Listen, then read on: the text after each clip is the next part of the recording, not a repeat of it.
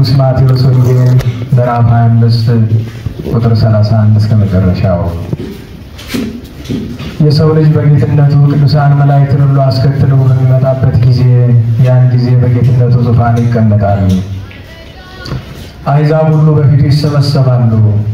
እረኛም በጎችን ከፍየሎች እንደሚለይ እየራሳቸው ይለያቸዋል።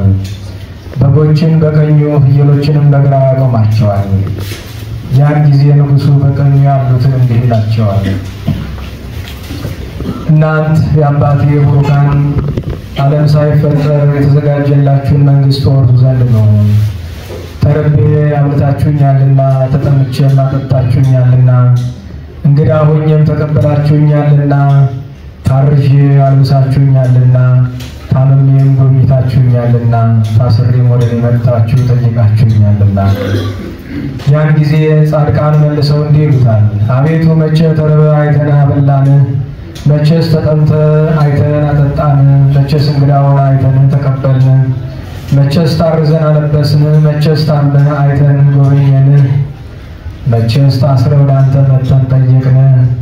ከዚህ በኋላ ንጉሡ መልሶ እንዲህ ይላቸዋል፣ እውነት እላችኋለሁ በእኔ ካመኑ ከእነዚህ ከታናናሾቹ ወንድሞቼ ለአንዱ ያደረጋችሁትን ሁሉ ለእኔ ያደረጋችሁት። ከዚህም በኋላ በግራው ያሉትን እንዲህ ይላቸዋል፣ እናንተ የተረገማችሁ ለሰይጣንና ለመልእክተኞቹ ወደተዘጋጀው ወደ ዘላለም እሳት ሂዱ። ተርቤ ያላበላችሁኝምና፣ ተጠምቼም አላጠጣችሁኝምና፣ እንግዳ ሆኜ ያልተቀበላችሁኝምና፣ ታርዤም አላለበሳችሁኝምና፣ ታምሜም አልጎበኛችሁምና፣ ታስሬም ወደ እኔ መጥታችሁ አልጠየቃችሁኝምና።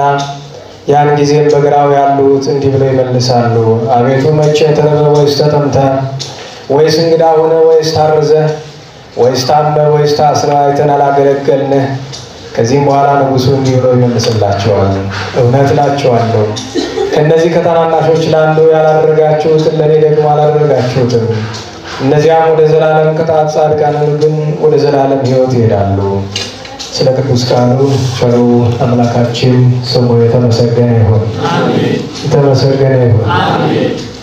እንግዲህ በእግዚአብሔር ቸርነት መድኃኔዓለም ቸሩ ፈቅዶ ወርኃ መጸው ጾመ ጽጌ ከተጀመረ ዛሬ 3ኛ ቀን ነውና በሚቀጥሉት 40 ቀናት በየትኛው በምንገናኝበት ጉባኤ ትምህርቱ የጌታችን የእመቤታችን ስደት የሚያሳስብ ይሆናል። በውስጡ ብዙ ተግሳጽ ሊኖረው ይችል ይሆናል። እሱን እግዚአብሔር ፈቃድ ይወሰናል ብለን ተስፋ እናደርጋለን። ለዛሬ እንድንማር ርዕስ እንዲሆነን በዚሁ ባነበብነው በቅዱስ ማቴዎስ ወንጌል ምዕራፍ 25 ቁጥር 35 ላይ ጀምሮ ያለውን ኃይለ ቃል መነሻ እናደርጋለን። ከሁሉ ግን በተለይ ከሰሞኑ ያጋጠመኝ ነገር አለና እሱን ታሳቢ አድርገን በ43ኛው ቁጥር ያለውን ርዕስ እናደርገዋለን። ኢታወከፍክሙኒ የሚለው አልተቀበላችሁኝም። ጌታችን መድኃኒታችን ኢየሱስ ክርስቶስን ያልተቀበሉ አሕዛብ፣ ያልተቀበሉ አይሁድ፣ ነቢይ ብለው ሎቱ ስብሐት የሚጠሩ አሕዛብ፣ ጭራሽ ወልደ አምላክ አይደለም ብለው ሰቅለው የገደሉ አይሁድ አሉ።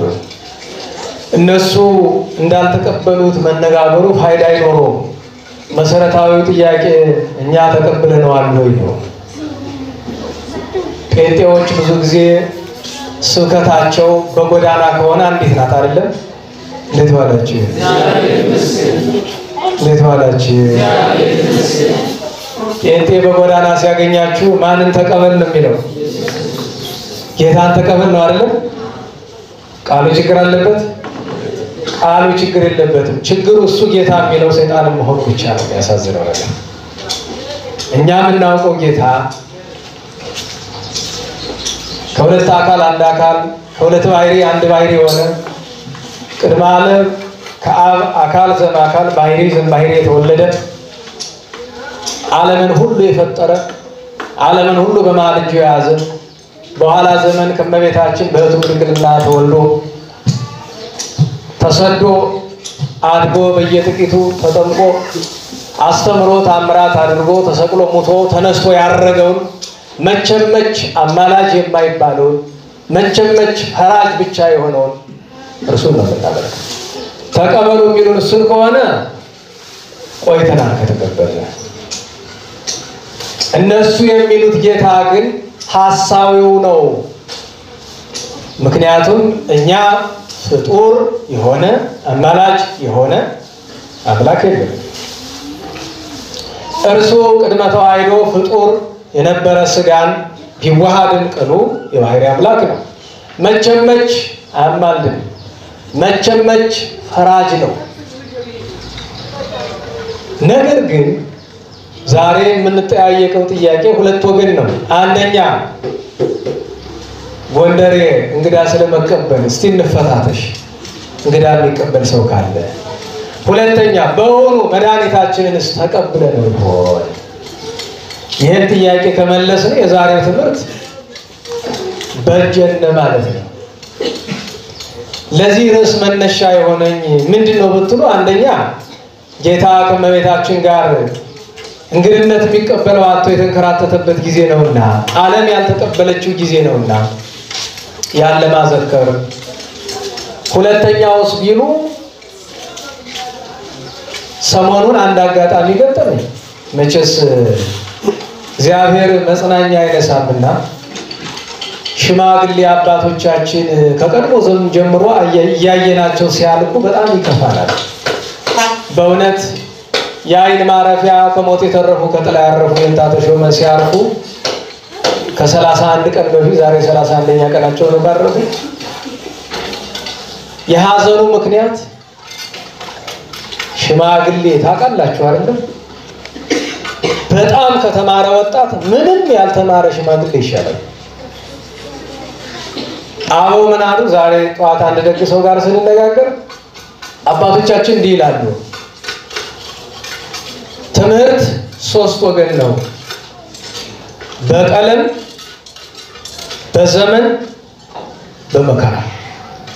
ከነዚህ ሁሉ የትኛው ትምህርት ይበልጣል ቢሉ የመከራው ትምህርት ይበልጣል። የተፈተነ ተፈትኖ የወጣበት ስለሆነ የመከራ ትምህርትን የመሰለ የለም።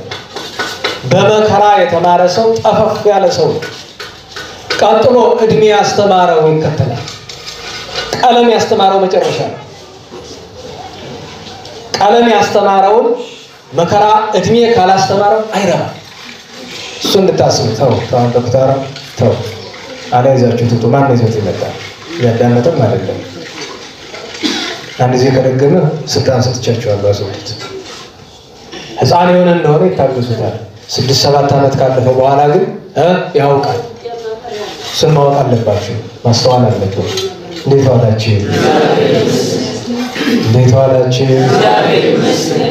እና በጣም ባዘንኩበት ወቅት ይቺ መስከረም ከባድ ነበረችና አንድ ሰው ይመጣና አረ እንዲያው አንዴት የቸገሩ አባት አሉ እንዲያው ብታያቸው ይለኛል። ምን እኔ ማየት ያስፈልጋል? ዝም ብሎ ማገዝ ነው እንጂ። አይ ግድ የለም። ለምን ብዬ ስለው አንዳንድ ታሪክ ያላቸው ናቸው፣ እስቲ እያወራቸው ሪከርድ አድርግና ላክልኝ ብዬው ሪከርድ አድርጎ ሲልከው ለካ ጎንደር ውስጥ በጣም ይታወቁ ከነበሩ ደጋግ ትልልቅ መምህራን አንዱ ናቸው። ዛሬ ግን ሜዳ ላይ ቁጭ ብሎ የሚለምኑ ማለት ነው። ደብረ ብርሃን ሥላሴ ለ8 ዓመት ያስተማሩ፣ ደብረ ብርሃን ሥላሴ ላይ የቅኔ መምህር የነበሩ፣ ከዶክተር አየለ የተማሩ፣ ከይንታ ክፍሌ ከግምጃ ቤቱ የተማሩ፣ የነ የኔታ ወልደ ሰንበት ባይነሳኝ፣ የነ የኔታ የማነ ብርሃን፣ የነ ብፁዕ አቡነ እንድርያስ ያኔ አባ ጓሃጻ የነበሩት የነሱ ጓደኛ ናቸው። መንገድ ቁጭ ብለው ይለምናል። በጨዋታቸው መካከል ገሌን ያውቃሉ? አዎ ገሌን ያውቃሉ። ኋላ የእንታ ተሾመን ያውቋቸዋል ወይ? አውቀዋለሁ እንጂ። እንዴት ነው? አይ ልጅ አይደለ እሱ ልጅ ነው እሱ። እንግዲህ የእንታ ተሾመን ልጅ ነው ካሉ እሳቸው ምን ያህል እንደሆኑ መገመት ነው። እና በእውነቱ ያስገርማል። ለኔ የእውነቴን ነው። ሰሞኑን ምን አዲስ ደስታ አገኘ ይባል ይሄንን ማለት ነው። እና በእውነቱ አሁን ዛሬ የምንማራት እንግዳ መቀበል ለመጀመሪያው ጊዜ ከኒ መምህር ትናንት ነው የሰማሁት። መንገድ ላይ ቁጭ ነው ከለም የሚለምኑት የንታመራ ጽድቅ ይባላሉ። ከሳቸው ነው የሰማሁት። ለካ እንዲህ ያለ ትርጓሜ ያለ ብዬ ገርሞኛል። እሱ መጨረሻ ላይ እናመጣዋለን። እንዴት ዋላችሁ? እና ስለዚህ እሱ እንድናስተውለው አደራ እንላለን። ለሁሉም ይሄንን ስናገር ግን መንገድ ዳር ላይ ቁጭ ብለው ይለምናሉ ያልኳችሁን ነገር አይ ከዚህ በኋላ አይለምኑም ሁሉን ነገር እኛ እናሟላለን ስንላቸው አይ አላስተዋላችሁም አሉ። ያኛውን ልጅ የሚጠይቃቸውን ልጅ እንዴት መለመን እኮ ኃጢአት አይደለም። በጣም የገረመኝ በነገራችሁ ላይ ብዙዎቻችን መለመን ያሳፍረናል አይደል? ነገሩኝ ለምናችሁ ታውቃላችሁ? መለመን ምን እንደሆነ እንዳልፈርድ ብዬ አንድ ጊዜ በተግባር አይቼዋለሁ። መለመንን አንድ ጊዜ ሞክሬ አውቃለሁ። ምን ያው ይሄ ሰባኪ ከተባልኩ በኋላ ነው ሞክርኩት። ትንሽ ከታወቁ በኋላ ስሜቱ ከመጣች በኋላ እና ከቤቴ ስገባ አስታውሳለሁኝ። በአጋጣሚ የሆነ አደጋ ደርሶ ብዙ ነገር የጠፋና ለስራ የነበርኩበት ቦታ ይችን አጋጣሚ ለምን አልጠቀማት መለመን። ምክንያቱም ሰዎች ቤት የተዘረፈ የተረፈው ተቃጠለ ምን አለ ብዙ ነገር ያ ነገር ሲሆን ተቸግሯል የሚል አንድ ጊዜ ስም ስለወጣልኝ ጥሩ ነው አልቸገረኝም። የዕለት ጉርስ ያመት ልብስ ካለኝ ምን ይቸግራል? የሚገርማችሁ የዛ ወር ደሞዝ የታህሳስ ወር ደሞዝ ናት። ከልብስ ሻንጣ ላይ እንደሰካት እሷ ማብራ ሄዳለች። ሙሉ ወር ደሞዟ 100 ብር ብቻ አግኝቻለሁ። ያቺ 100 ብር የሰው ስለሆነች ነው የተረፈች ደግሞ መጽሐፍ ቅዱስ ስለነበረች ነው። ምክንያቱም የሰረቀኝ ማን እንደሆነ በግምት ያቅታችሁ መጽሐፍ ቅዱስ ሌባ ምን ያደርገው ይሰርቀዋል። ሁሉን ወስዶ የሚገርመው ከወሰዱ መካከል አንድ ሻንጣ ሙሉውን ወስዶት እሱ ደህና ዕቃ በሱ ጭንቅላት መስሎታል። ሲከፍተው መጽሐፍ ብቻ ነው። የሚገርመው ሜዳ ላይ በትነት ሻንጣውን ይዞት ሄደ። እንዴት ዋላችሁ? እንዲህ ያለ ሌባ ጥሩ ነው አይደል? ኋላ እኮ አውቄዋለሁ ማን እንደሆነ በኋላ ግን ሌባ ከሰረቃችሁ በኋላ ከአንጃ ግራንጃው ምንድነው የሚባለው? ስለ እግዝእትነ ማርያም ምጽዋት ያደርግልህም እኮ አንድ ነገር ነው። ይከብዳል አውቃለሁ። እስቲ ተሰርቀህ ሞክራት። እንደዚህ ይሻላል። እና ስታስቡት ያችን አጋጣሚ መጠቀም ነበረብኝና 30 ሰው ዝርዝር ጻፍኩና በወረቀት ቲክ እያደረኩ እንዲህ አይነት ለማኝ አስቡት። እገሌ ለምኛዋለሁ ያልኩ ምልክት እያደረኩ የዞርኩ 30 ሰው ስመለስ ሚዛን በዛ ጊዜ በዙሪያ አልነበረም። እርግጠኛ ነኝ 1-5 ኪሎ ቀንሽ ይሆናል። ሀፍረቱ ማለት ነጭ ላበት ሲባል ሰምታችሁ ታውቃላችሁ? ነጭ ላበት አሁን ነጭ ያልሆነ ላበት ከሆነ ስትሰሩ ስትወጡ ስትወርዱ ፀሐይ ሲመታችሁ የሚወጣ ማለት እንደቆማችሁ የሚወጣው ላበት ነው ነጭ የሚባለው ምንም ያልተቀላቀለበት። ያውም በየት ነው የሚወጣ? በዚህ ትንሽ ይወጣና አብዛኛው ግን በጀርባችሁ መሀል ለመሀል ሄዶ እስከ ባታችሁ ነው ጠብጠብ። በነገራችሁ ላይ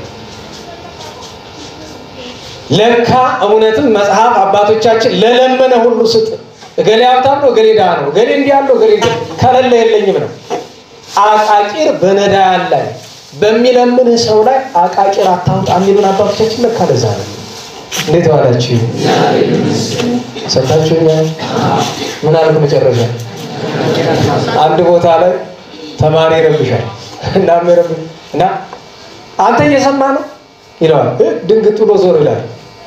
ምንድን ነው ያልኩት? መጨረሻ ያልኩት ምንድን ነው ሲለው አንተ እየሰማህ ነው ያልኩት። ለምን ከዛ በፊት የነበረው ምንድን ነው ያልኩት? የመጨረሻው አዎ በቸገረው ሰው ቸገረኝ በሚል ሰው አቃቂር አታውጣ። ትናንት ወደ ቤተክርስቲያን ስገባ ብዬ ጊዜ ከውጭ ያለ ጉዳይ ቆይቼ አንድ በደንብ የለበሰ ሰው ዳቦ ይዞ አስፋልቱ ላይ ቁጭ ብሎ ይበላል። ናግራ ገባኝ። ሊሄድ ከበደኝ እና ይሄ ሰውዬ መጠየቅ አለብኝ ብዬ ምን ሆነ ነው ብዬ ስለው ቀበሌ 18 ነው ቤቴ፣ ስራዬ ደግሞ አራዳ ነው እና ወደዛ ሲሄድ ስመለስ የትራንስፖርቱን አልችለውም እዚሁ መሳለ ብላ ብዬ ነው ይችን አንዲት ዳቦ መስሎ አዎ አይቸሮ መድኃኒዓለም። አሁን ይሄ ሰው እንደቸገረው ማን ያውቅለታል? ማን ያውቅለታል? እኮ ይገርመኛል። ያ ሁሉ ሰው ሲያልፍ ኧረ ትዝ የሚለውም የለም። ለአንዳንዱ ሰው ይሄ ነውር አያውቅም መንገድ ዳር ይበላል የሚል አይጠፋም እኮ በመጽሐፍ ተከልክሏል። ክህነት ያላቸው መምህራን ካህናት ይብሉ በውስተ መራሕይት ይላል አይደል? በሜዳ በጎዳና ካህን ዲያቆን ምግብ አይበላም። በነገራችን ክህነቱን ያስነቅፈዋል። እሱ እንድታስታውሱት እንድትይዙት ያስፈልጋል። እንዴት ባላችሁ ድምፅ በሰማችሁ ቁጥር አትሰረፉ። እንደምንሰረቅለት ጠላት ካወቀማ ብዙ ነው የሚያመጣ። እንዴት ዋላችሁ? እና እኔ አባት መለመን ያውቁ ስንላቸው አይ መለመን እኮ ኃጢአት አይደለም እንዲያውም አሉ ጽድቅ ነው አያያዙን ካወቁበት አሉ። አያያዙን ካወቁበት ጽድቅ ነው። እንዴት? ወዲህ ጌታችን እመቤታችን ተሸግረው መለመናቸውን ማዘከሪያ መንገድ ይሆናል። ተማሪ አሉ አባቶቻችን ምን ቢደላው በእንተ ስማ ለማርያም ሳይል አይቀርም። ለምን? ረድኤቱን ፍለጋ። አንዳንድ ሰው ተማሪ የሚለምን ቸግሮት ብቻ ይመስላችኋል። አዎ ተማሪ የሚመገበው የለው። ዛሬ እግዚአብሔር ይመስገን መጻሕፍት ጉባኤ ቤቶች አንዳንድ ቀን ቤቶችም ዓለም ነው መቼም እንጀራ በወጥ አለ። ጥሩ ነው ተመስገን። መቼስ ልጅ ሆነው ያለመና ይኖር ማለት በጊዜው ለምናችሁ ተምራችኋል። አሁን ደግሞ እስመ የኮነ ጊዜው እንደሚለው አሁን ደግሞ ቀለም ላይ ነው የምታተኩሩት። ደግሞ ምን ይባላል? ለምንድን ነው የመጽሐፍ ተማሪ ማይለምን ሲባል አይ ለስነ ልቦናው ሲባል ነው። ኋላ ሲለምን ቆይቶ ልስበክ ቢል ይሄ ትናንት እኔ በር ሲለምን ነበር እንዳይባል። ግን እንዲያ ካለ ያ ሰው ክርስቲያን አይደለም ማለት ነው። ችግር ነው እና ስለለመንኩ ከደጁ እኔ ከሱ አንሳለሁ ማለት ነው። እንዴት ማለት ነው? የሚለምነን ሰው እኮ እንኳን በእግዚአብሔር በሰው ፊት ሊበልጠን ይችላል እኮ። እና እዚህ ሰው ምን አለው? አንደኛው ጥቅሙ የፈጣሪያችንን የእመቤታችንን ስደት ለማዘከር ይጠቅማል። ሁለተኛ ለሌሎች መጽደቅ ምክንያት መሆንም አንድ ነገር ነው። ሶስተኛ ላደለው ለምኖ ለባሰው ይሰጣል። ተናወላችሁ ዛሬ የት እንዳሉ አላውቅም እንጂ ቀድሞ አንዴ ለቢጤ ጎንደር አውቅ ነበር። ሲለምኑ ይሉና ለራታቸው አስቀርተው የተረፈውን አከፋፍለው ባዶ እጃቸውን የሚገቡ ማለት ነው። ይሄ ትሩፋት ይባላል። ትልቅ ጽድቅ ነው። ትልቅ ሙያ ነው። እንዴት ዋላችሁ? እና በእውነቱ እንዲህ ብለዋል። አይ እስቲ እንግዲህ እንደ ፈቃዶት እንግዲህ ለሁሉም የሚያስፈልጋቸው ነገር ይሄንን እናገረው ጎዳና ላይ እየለመኑ ስለተባለ ነገር እርዱ ምናምን አይደለም። አያስፈልግም፣ ችግር የለውም። እንኳን ለሳቸው ለሌላም አናጣም። መድኃኒዓለም ቸር ነው፣ አናጣም፣ ችግር የለውም። ለእኔ ግን ደስታዬን ለማካፈልና ደግሞ ኋላ የሰጧትን ሀተታ ለማምጣት ነው። ከሁሉ የሚቀድመው ወርኃ ጽጌ ዘመነ መጸው ለሊቃውንት ለምርምር የምንተው ነገር አለ። ይሄ ዘመን ለምን መጸው እንደተባለ መርምሩ ብትጠየቁ ማለት ለምሳሌ አሁን ያለንበት መስከረም 25 አልፎ መስከረም 26 የሚጀምረው ዘመነ መጸው ይባላል። ከየት ወጥቶ ነው መጸው የተባለ? የጊዜው የኪዳነው የክፍሌ ንግሥ ተመልከቱት ምንድነው የሚለው። ከዚያ ቀጥሎ ያለው ሐጋይ ነው፣ አይቸግርም። ቀጥሎ ያለው ግን ጸደይ ይላል። ጸደይ ሶስም አለው። ጸደይ ይባላል፣ በልግ ይባላል፣ መከር ይባላል። ከሁሉ የሚያስጨንቀው ነገር ቤት መጥቶ ነው ከመጋቢት 25 ከሰኔ 25 ያለው መከር የሚባለው። መከራ አለ ጊዜ ተመራመሩበት። መከርነቱ የግብፃውያን ነው የኢትዮጵያውያን ነው የእስራኤል ነው የሚለው መርምሩት ይላል። መከር የተባለ የኛ መከራችን በትክክል ከመጋቢት ጀምሮ ነው ወይስ አሁን ከጥቅምት ከዳር ጀምሮ ያለው ነው? እሱ ለሊቃውንት በር መክፈቻ ነው የተው ነው። ይቺ ጊዜ ዘመኗ አበባ አብቦ የሚታይባት ጽያተ ገዳም ላይ ደስ የሚያሰኝበት ጊዜ፣ ፍሬ ደርሻለሁ ብሎ ምልክት የሚሰጥበት ጊዜ ነው። አንዳንዶቹ ቀድሞ የሚያፈሩም አሉ። ይቺን ወርኃ ጽጌ አባቶቻችን ዘመነ ጽጌ ለእመቤታችን ለድንግል ማርያም ለአንድ አምላክ ለቸሩ ልጇ ለመድኃኔዓለም የስደት መታሰቢያ ጊዜ ተብሎ ጾመ ጽጌ ተብሏል።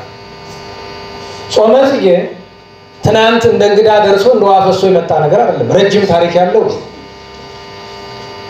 የጽጌ ጾም በመካከለኛው ዘመን ከፍተኛ ደረጃ ደርሶ ነበር። እና አባ ጽጌ ድንግል ይጾሙ ነበር፣ እና አባ ገብረ ማርያም ይጾሙ ነበር፣ እና አባ አርከ ስሉስ ይጾሙ ነበር፣ እና አፄ ዘርዓ ያዕቆብ ይጾሙ ነበር፣ በኋላ በጎንደር ዘመን ደግሞ ከፍ ብሎ እንዲታወቅ ያደረገች እናታችን ንግስቲቱ እቴጌ ምንትዋብ ናት።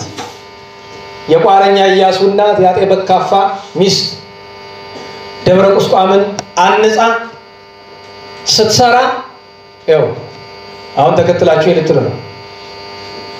ሽወቄት በሉ ከጣት ቀለበት ደብረ ቁስቋም እንዴት ተሰራች በሉ እስቲ ደብረ ቁስቋም እንዴት ተሰራች ኧረ በሉ ደብረ ቁስቋም እንዴት ተሰራች በሽወቄት ከጣት ቀለበት ነው መልሱ።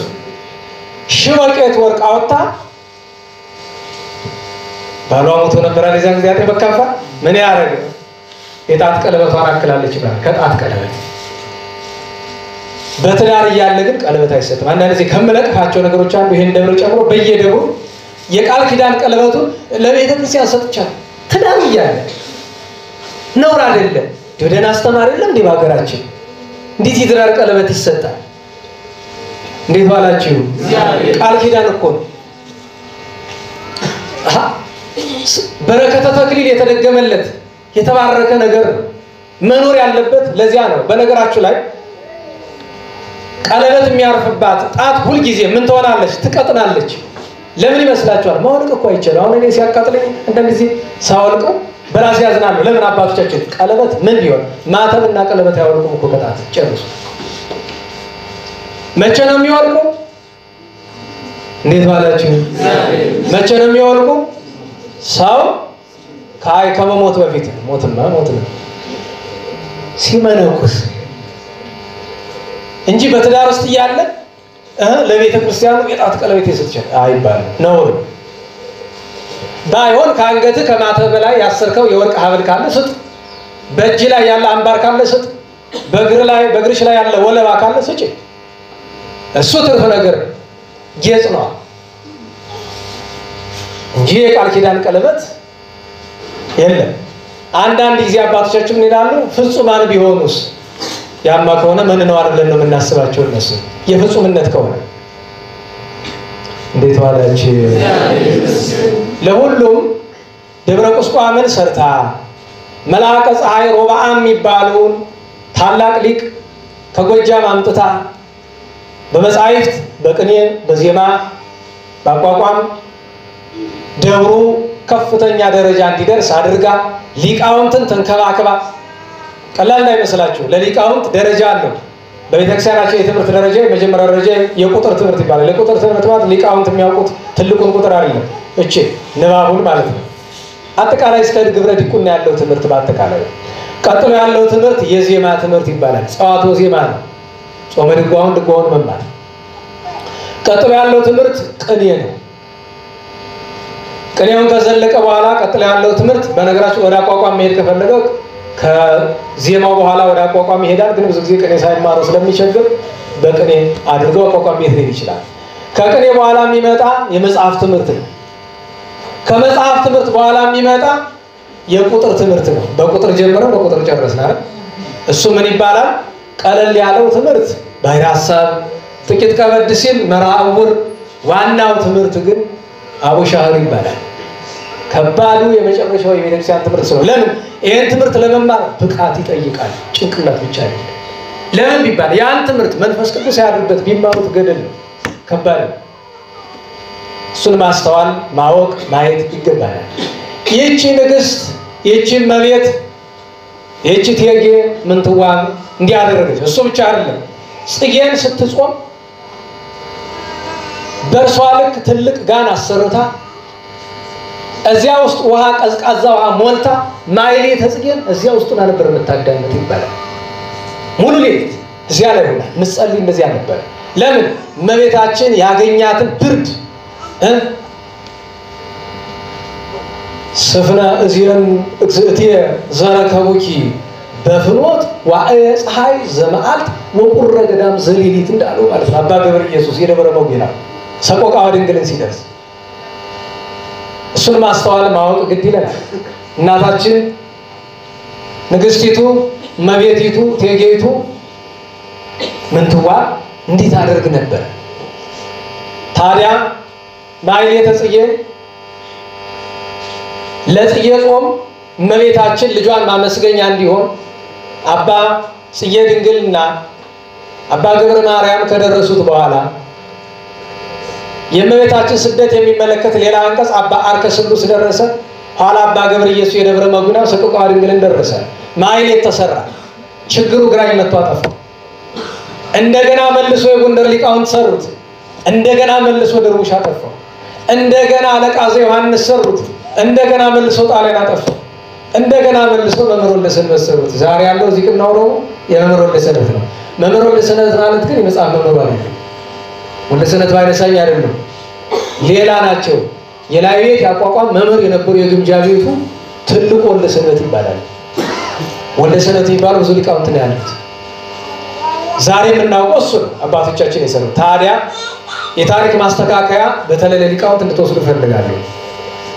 ማኅሌተ ጽጌ ቀድሞ በጎንደር በየአድባራቱ ነው የሚቆም ነበር። ለምን? እያንዳንዱ ደብር ሲተከል 150 ሊቅ፣ 200 ሊቅ፣ 300 ሊቅ እንደ ደብረ ምጥማቅ ያለው እስከ 500 ሊቅ መደበለታል። እንደ ዛሬ ዘመን ሰው አነሰነ ብሎ ምክንያት የለም።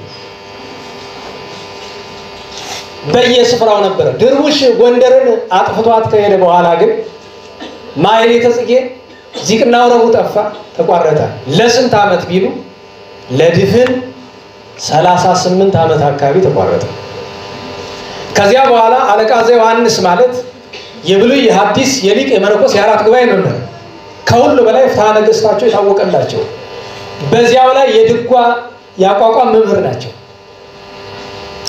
እርሳቸው ጾም ጸሎት ይዘው ምን ባለ ትዳር ቢሆኑ ባለ ትዳር ናቸው። ጾም ጸሎት ይዘው የት ብትሩ ወልደ ነጎድጓድ የወልደ ነጎድጓድ አለቃና መጽሐፍ መምህር ናቸው። እሳቸው ከማን ነው የተማሩ? ከሰማዕቱ ወልደ ሚካኤል ነው የተማሩት። ምን ሰሩ? ዚቁንና ወረቡን እንደገና ሰሩት። ኋላ የጎንደር ሊቃውንት ኑ እንቁም ብለው ወልደ ነጎድጓድ እንደገና የተጀመረ ወልደ ነጎድጓድ ለስንት ዓመት ተቆመ? ለ7 ዓመት። ከዚያ በኋላ ግን ሊቃውንቱ መክረው ካልቀረማ ግምጃ ቤት ይሁን እንጂ ባለቤቲቱ ካለችበት ማኅሌተ ጽጌ ለዮሐንስ ወልደ ነጎድጓድ ምኑ ነው? የሊቅ አነጋገር ነው እንጂ ለወልደ ነጎድጓድም ይሆነዋል።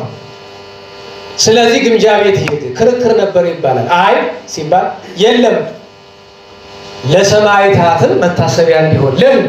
ድርቡሽ የጎንደር ሊቃውንት ሲገድል ከፍተኛው ግፍ ያለፈ ግምጃ ቤት ላይ ነው። ከዚያ ግምጃ ቤት ላይ መቆም ይህንን ይዘውስ አንዳንዶቹ ጎንደር በመላው ለምን ማኅሌተ ጽጌ ይቆማል?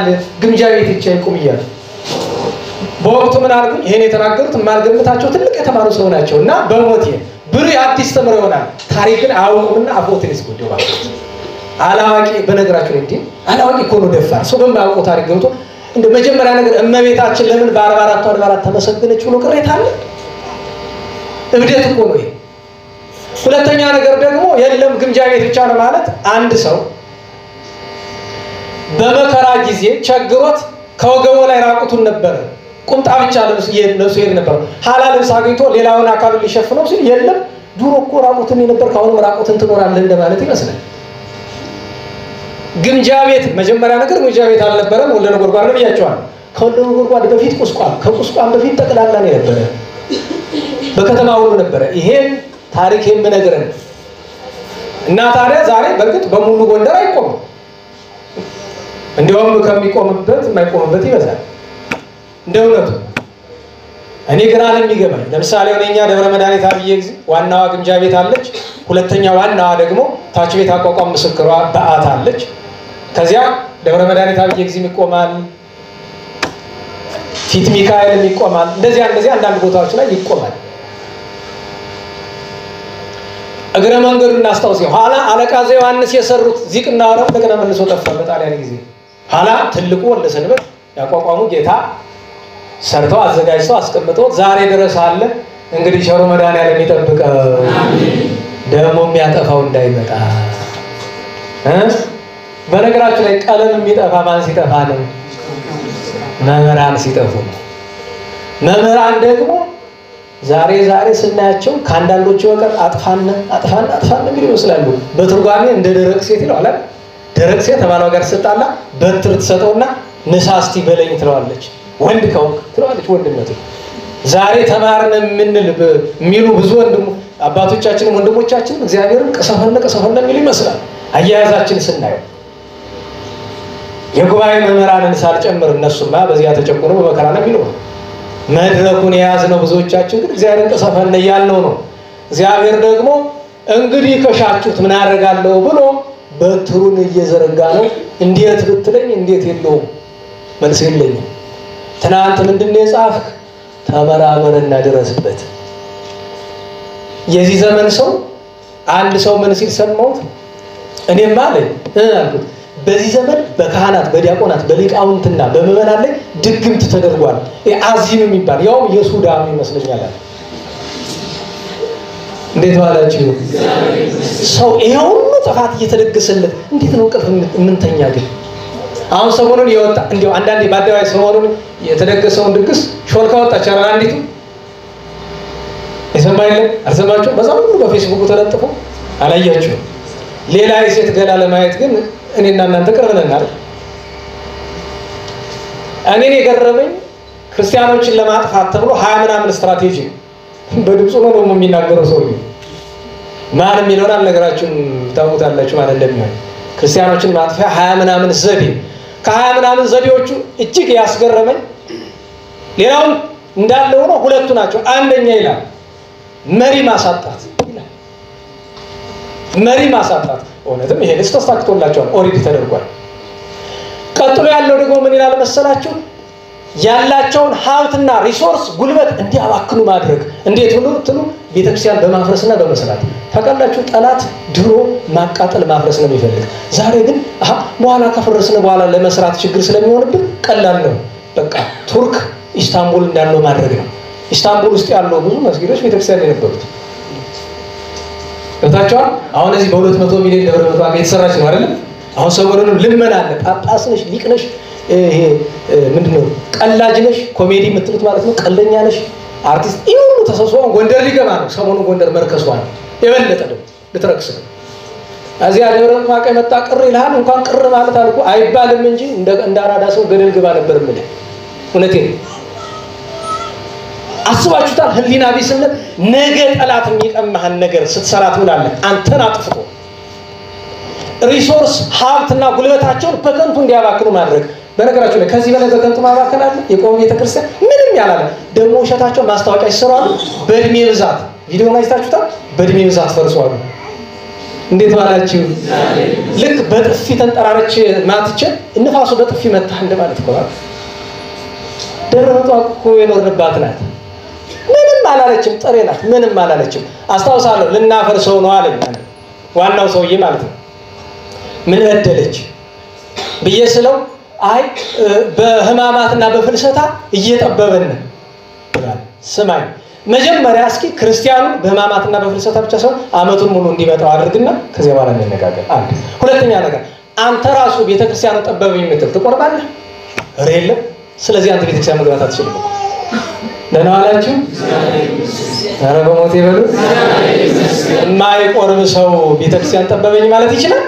ምን ሊያደርግለት ይገባል? ምን ሊያደርግለት ይገባል? ለማይቆርብ ሰው ቤተክርስቲያን ከጠበበው ታዛ ስራለታ መጠጊያ መጠለያ ስራለት ቤተክርስቲያን ውስጥ ምን ይሰራል?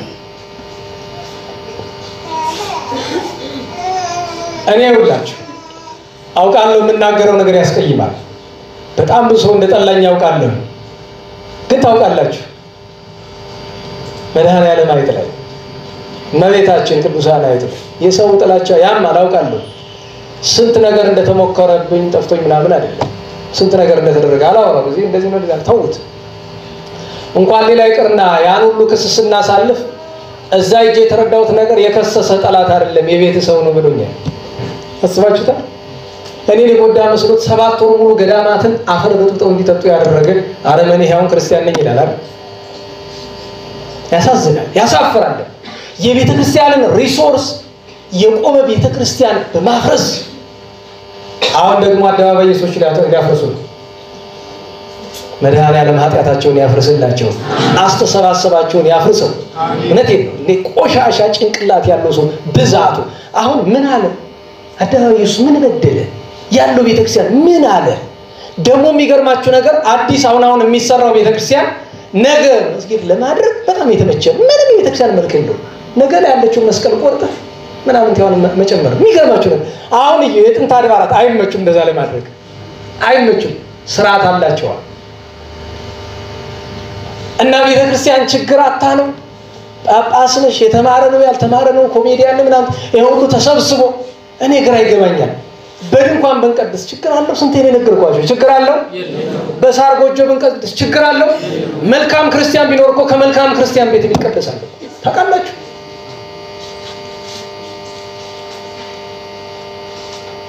ህንጻ እግዚአብሔር የምእመናን አካል እየፈረሰ በየቀኑ ህንጻ እግዚአብሔር የካህናት የሊቃውንት አካል በየቀኑ እየፈረሰ የሚያሳዝነው ነገር ነው ታውቃላችሁ። ካህን ለካህን አይራራም፣ ጳጳስ ለጳጳስ አይራራም፣ ዲያቆን ለዲያቆን አይራራም፣ ክርስቲያን ለክርስቲያን አይራራም።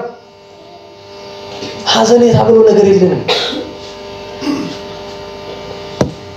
እንዴት ዋላችሁ? ለሁሉም ታሪክ ያመጣው ነገር ነው። አነጋገሩ ያስቀይማል፣ ያስቀይም ይችላል። ሐቅነቱን ግን ማንም ሰው አጥቷቸው ማንም ሰው መጥቶ ሊሽራት አይችልም። የቆመ ቤተክርስቲያን አፍርሰህ እንድትሰራ የሚፈቅድልህ አንድም እንኳን ሰማያዊ ምድራዊ ግል አንድም ክርስቲያናዊ ምልክት የለም።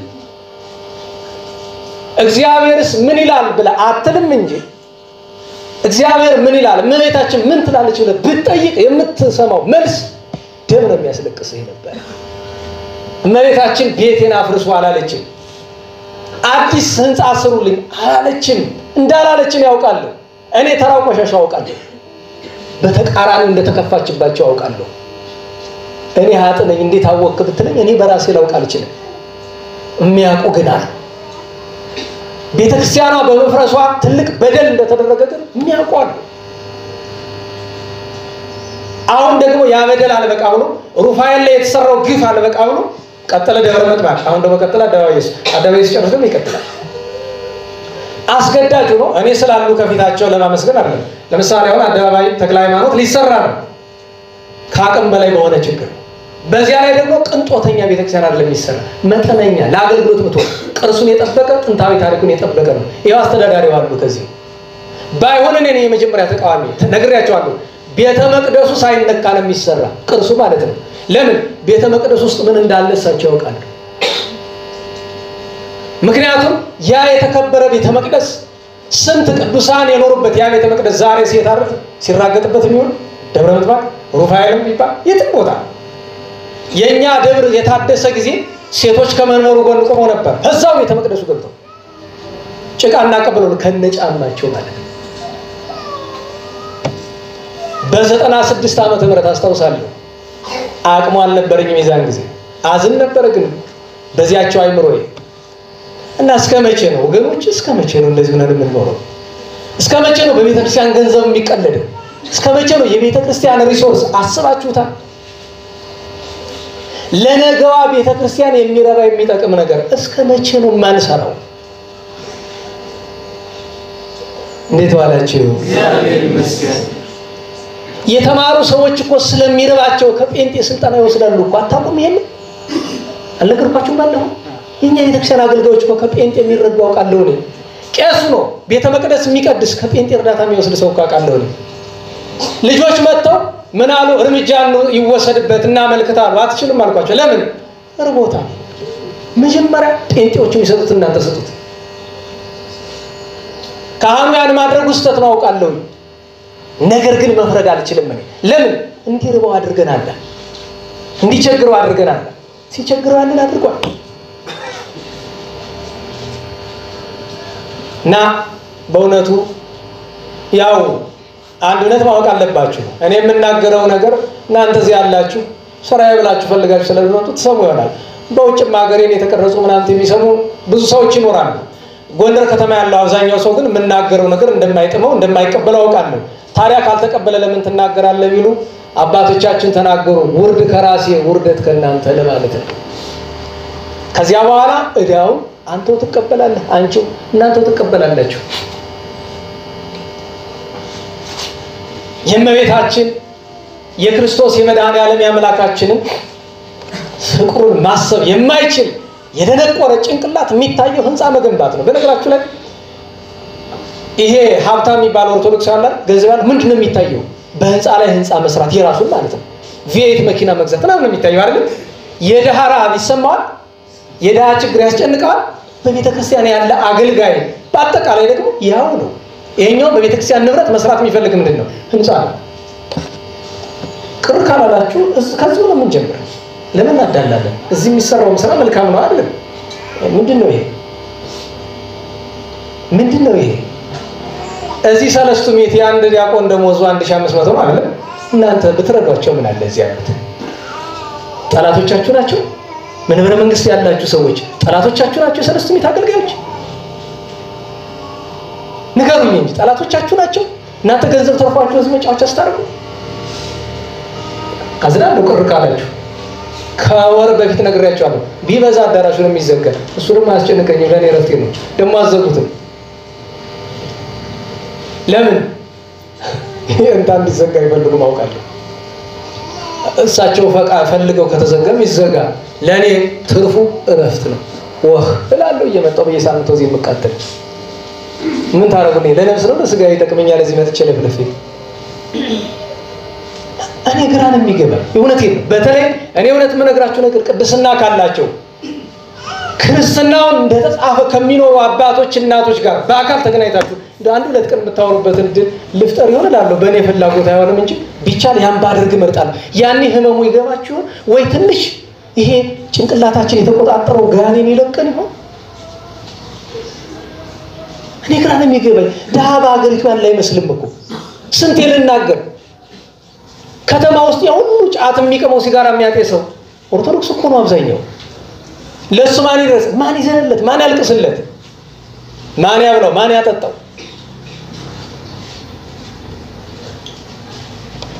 እንዴት ዋላችሁ?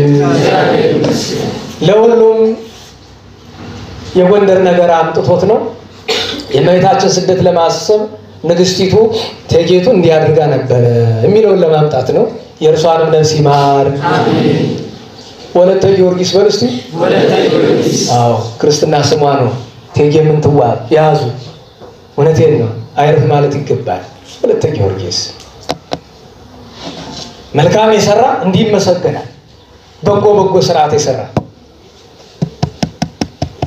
እቴጌቱም እናመሰግናት ህንፃ ስለሰራች አይደለም፣ ያልነበረውን የሰራችው። ያልነበረ ደብረ ቁስቋም ጎንደር ስላልነበረች ያልነበረ ስትሰራ ደግሞ ሸወቄት ከጣት ቀለበት ብቻ አይደለም። ምን እንዳደረገች ታውቃላችሁ? ዛሬ ደብረ ቁስቋም ስትሄዱ መሬት ውስጥ ረግጡ ትንቡክል አላለም? በግመል እያስጫነች ከግብጽ ደብረ ቁስቋም እመቤታችን ካረፈችበት ስፍራ በግመል እያስጫነች ኮና መታፈሩ ላይ ነው ያነሰለሰችው። እንዴ ይኮናቸው አባቶቻችን እናቶቻችን። በዚያ ላይ እቴጌይቱ ብትሰራ ድሃውን አብልታ አጥግባ በተረፈ ገንዘብ አታስታውሱም? የመስከረም 16 ስንክሳር ላይ እንኳን ተጽፏል። ከዚያ ውጪ በድርሳነ መስቀልና በቅድስት እሌኒ ገድል ላይ አለ። እናታችን ቅድስት እሌኒ ኢየሩሳሌም 80 ቤተክርስቲያን ስትሰራ በጣም ዘመነኛ አድርጋ ስትሰራው ሰው ነበርና በጊዜው ቅዱስ መቃርስ መጣ። የኢየሩሳሌም ኤጲስቆጶስ ንግስት ሆይ ይሄ የምትሰሪው ጥሩ አይመስለኝም ማለት ምንድነው? በጽኑ ደንጊያ ሰሪው ወርቅና ብሩን ግን ለድሆች ስጫቸው። እንዲህ ብሎ የሚመክር ዛሬ ጠፋ። አረ ቤተክርስቲያን አታፍርሱ የሚል አንድም የለም። የሚገርማችሁ ነገር ታው ብየስላቸው ምን እንዳሉ ታውቃላችሁ? ስም ጠርተው እገሌ ፈቅደውልናል፣ አንተ ምን ቤት ነህ ያሉ አስተውሳለሁ። ስሙ ልጠራላችሁ ይችላል። ከጳጳስ ከሊቅ ከጉባኤ ቤት ካሉ ሰዎች ከዚህም ጨምሮ ማለት ነው። አፍርሱ ብለው ፈቅደውልናል ያሉ ቃል በቃል ምስክር ጠራቸዋለሁ። አስባችሁታል?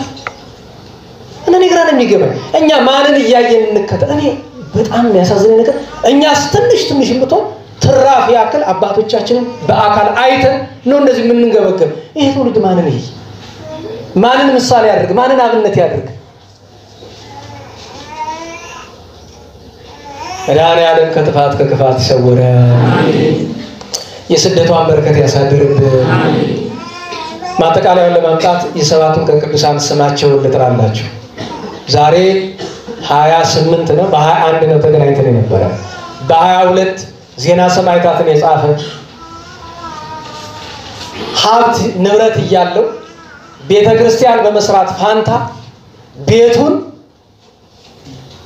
አባ መከራዊ ለሚባል ደግ አረጋዊ ጳጳስ ለቆ ይሄንን የኔን ቤት በቀባሜሮን አክብረህ ቤተክርስቲያን አድርገው አለ። ለምን? ድሃ እየተራባ ሰማዕታት ግፍ እየተቀበሉ እሱ ምንድነው የሚያደርገው? ብራና ይገዛል፣ ቁም ጸሐፊ ቀጥሯል፣ ቅዱሳን ሰማዕታት የሰማዕታት ቅዱሳንን ገድል ያጽፋል። በቀረው ገንዘብ ለነሱ መገነዣ፣ ዛሬ መገነዣ ጠፍቶ ኦርቶዶክሳውያን በግሬደር ሲቀበሩ እዚህ በገንዘብ ስንቃለጥ እንላለን። በግሬደር አልተቀበሩም ኦርቶዶክሳውያን በግሬደር። በጣም ከሚያስቀይሙ ነገሮች አንዱ የኦርቶዶክሳውያን ተገለው አካላቸው ተበልቶ አልተበላም። በቅርብ ጊዜ ኩላሊታቸው ተጠብሶ አልተበላም። ለዚህ ሀዘኔታ ያለው ማን ነው? እነዛ ሰዎች እኩሉ ተገለው እኩሉ ተሰደው የወጡት ማን ይዘንላቸው? ምን ነክቶኝ ነው ወገኖች? ተግሳጹን ትቼ እኮ ወደ ሌላ ታሪክ መጣሁ ብዬ ነበር። ታሪኩ እየሳበ ይወስደኛል። መድኃኔዓለም ይቅር ይበለን፣ ከጥፋት ከክፋት ያድነን። እና የቅዱስ እንዲህ ያደርግ ነበር። ኋላ በመጨረሻ መከራ ተቀብሎ ሰማዕትነት ተቀበለ። በፋርስ ከታወቁ ቅዱሳን ሰማዕታት የዳግማዊ ሳቦር አልጋ ወራሽ የነበረው ቅዱስ ኮቶሎስ እህቱ አክሱ ጓደኛው ጣጦስ ሰማዕትነት የተቀበሉበት ቀን ነው። በ23 ቅድስት ድንግል ቴክራ መልአተ ክርስቶስን አውናቢዎስ እንድሪያስ የሚባሉ ቅዱሳን ካህናት ጳጳሳት፣ አንዱ ጳጳሳት ካህን ነው፣ ጻድቃን ናቸው፣ ሊቃውንት ናቸው፣ ሰማዕታት ናቸው። ሌሎችም በዓላት ነበሩ። በ24 ደገኛ ጻድቅ ቅዱስ ጎርጎርዮስ መነኮስ ከሰባቱ ታላላቆች ጎርጎርዮሶች አንዱ መነኩሴው ቅዱስ ጎርጎርዮስ ነው። በአራተኛው ክፍለ ዘመን የመጀመሪያው አጋማሽ ላይ በጣም እጅግ የተደነቀ ቅድስና ከነበራቸውና ለምንኩስና መሰረት ጣሉ ከሚባሉ ቅዱሳን አባቶቻችን የአባ ጳኩሚ ሰረድ የነበረው ቅዱስ ጎርጎርዮስ መነኮስ ነው። አዲስ አበባ ቤተክርስቲያን አለው፣ ገድል አለው፣ መልክም አለው። ያን ቀን ከ72ቱ አርድእት የአቴናው በፍልስፍና የኖረ በኋላ ጌታችን ተከትሎ ብዙ ቅድስና የሰራ ከሰባ አርድእት የተቆጠረ ሐዋርያ አድሊጦስ የሀገረ አቴናው ዓመታዊ በዓል ነው። ያን ቀን ከኢትዮጵያውያት ቅዱሳት እናቶቻችን እናታችን ቅድስት ክርስቶስ ሰምራ በቤቷ ሳለች አገልጋያ ብታበሳጫት በሰዓቱ ውስጥ የነበረ ትንታግ አንስታ በአፏ ብትጨምርባት ሞተች። ጸሎት ብታደርግ ስለት ብትሳል ተነሳችላት። በዓለሙኝ እንዲህ ያለ ነገር ያገኘው ማልመነን ብላ ልብስ የምንኩስና ልብሷን አሰፍታ ከዚያ ከቡልጋ ተነስታ እግሯ እየደማ ስጋዋ እየተቆረጠ በባዶ እግሯ ደብረ ሊባኖስ የደረሰች መስከረም 24 ቀን አንድ ልጇን ለሰራተኛው አሳዝላ ማለት ነው። እግዚአብሔር ሁሉንም በረከት ያሳድርብን። በ25 ጸአተ ክረምት ነው። ያን ቀን እዚያ በነበረን ጉባኤ ብዙዎቻችሁ አልነበራችሁም። የአብናብዬ እዚህ ማህበር ላይ 5-6 ሰው ብቻ ስለሆነ የሚገኝ አንድ ቁም ነገር ተናግሬያለሁ። ለእናንተ ልድገምላችሁ። ጥፋታችን ቅርብ እንደሆነ ምልክቱን ልንገራችሁ። ሌላ ዝርዝሩን ትቼ 2017 አልቆ 2018 ሲገባ እግዚአብሔርን አላመሰገን ነው። እኔ ይገርመኛል። 2017 እንዴት እንዳለቀ አናውቅማ፣ አይገባንማ። በነገራችሁ ላይ ሳስበው በእናቱ ጫንቃ ያለ ህፃን እንመስላለን አይደል? ጡቷን ይጠባል፣ ጀርባዋ ላይ ይተኛል፣ ክንዷ ላይ ይዝናናል። ጥፋት ወደፊት ይኑር አይኑር አይጨንቀውም። እሱስ ንጹህ ሆኖ ነው። እሱስ ነፃ ጠባ ያላደፈበት ሆኖ ነው። የኛ ነው የማይገባኝ። እንዴት ተመስገን ማለት እንዴት ነው የሚያቅተን? መድኃኔዓለም ይሄን ዘመን አስፈጸምከን፣ ይሄን ሁሉ በድለን ሳንጠፋ መስቀል ሲደርስ የመስቀል በዓል ምን ያህል ጭንቅ እንደሆነ አታውቁም? በሰላም ማለፉ በሰላም ያልፈው እኮ ወታደር ስለሚጠብቅ አይደለም። እኛ ሰላማዊ ስለሆነን አይደለም እኮ። ጠላት የሚሸርበው ነገር ማት ነው እኮ። እንዴት በሰላም እንደሚያልፍ አታውቁም? የመስቀል በዓል በሰላም እንዲያልፍ ዋጋ እንደሚከፈል አታውቁም? ያን ዋጋ የሚከፍለው ቤተ ክህነት አይደለም፣ መንግስት አይደለም፣ ምን ያደለው ማንተ አይደለሽ አይደለም፣ አንቺ አይደለሽ፣ ሌላ ከፋይ ያለው ጥምቀት በሰላም እንዲያልፍ የእግዚአብሔር መዓቱ እንዳይወርድ የሚያደርጉ እዚህ ፊት ትረሳላችሁ እንጂ ጭንቅላታችሁ አይቋጥርም እንጂ ነገራችሁ አውቃለሁ። አባቶቻችንን እግዚአብሔር እስካሁን ያላጠፋን ቸርነቱ ነው፣ ግንሳ ጥፋቱ ከተዘረጋ ብዙ ጊዜው ነው። ምና ስንል እንደ ግድግዳ እንደ ተራዳ ቁመው 24 ሰዓት የሚያለቅሱ ቅዱሳንሳ ባጸደ ስጋ ያለ ባጸደ ነፍስ ያሉት ብቻ አይደል? ያማ ከሆነ ደግሞ አንድነትስ እንዴት ዋላችሁ? ታዲያ ወይ እንዲሆነን ከምንቀረው አንድ ጊዜ ቢሸክፈንስ ብሎ አንድ ደፋር ሰው ጠየቀኝ። ነው ቤቴ ታው እንደሱ አይባልም። እግዚአብሔርን ማረኝ እንጂ አጥፋኝ እንዴት ዋላችሁ? ማረኝ እንጂ አጥፋኝ አይባልም። አዎ እና ክረምቱ ሲወጣ በቀደም በ25 ተመስገን አይባልም ወይ? የኔታ እንዲሁ አሁን ዘስፋስስ የማረን ነው ይሳለን ካንገት ልማድ ምን ማለት ነው? የማረን ነው ይሳለን ይማረን ይቅር ይበለን ነው አይደል? ልማድ ሁሉም ሰው እንደዛ እኔ ይገርመኛል።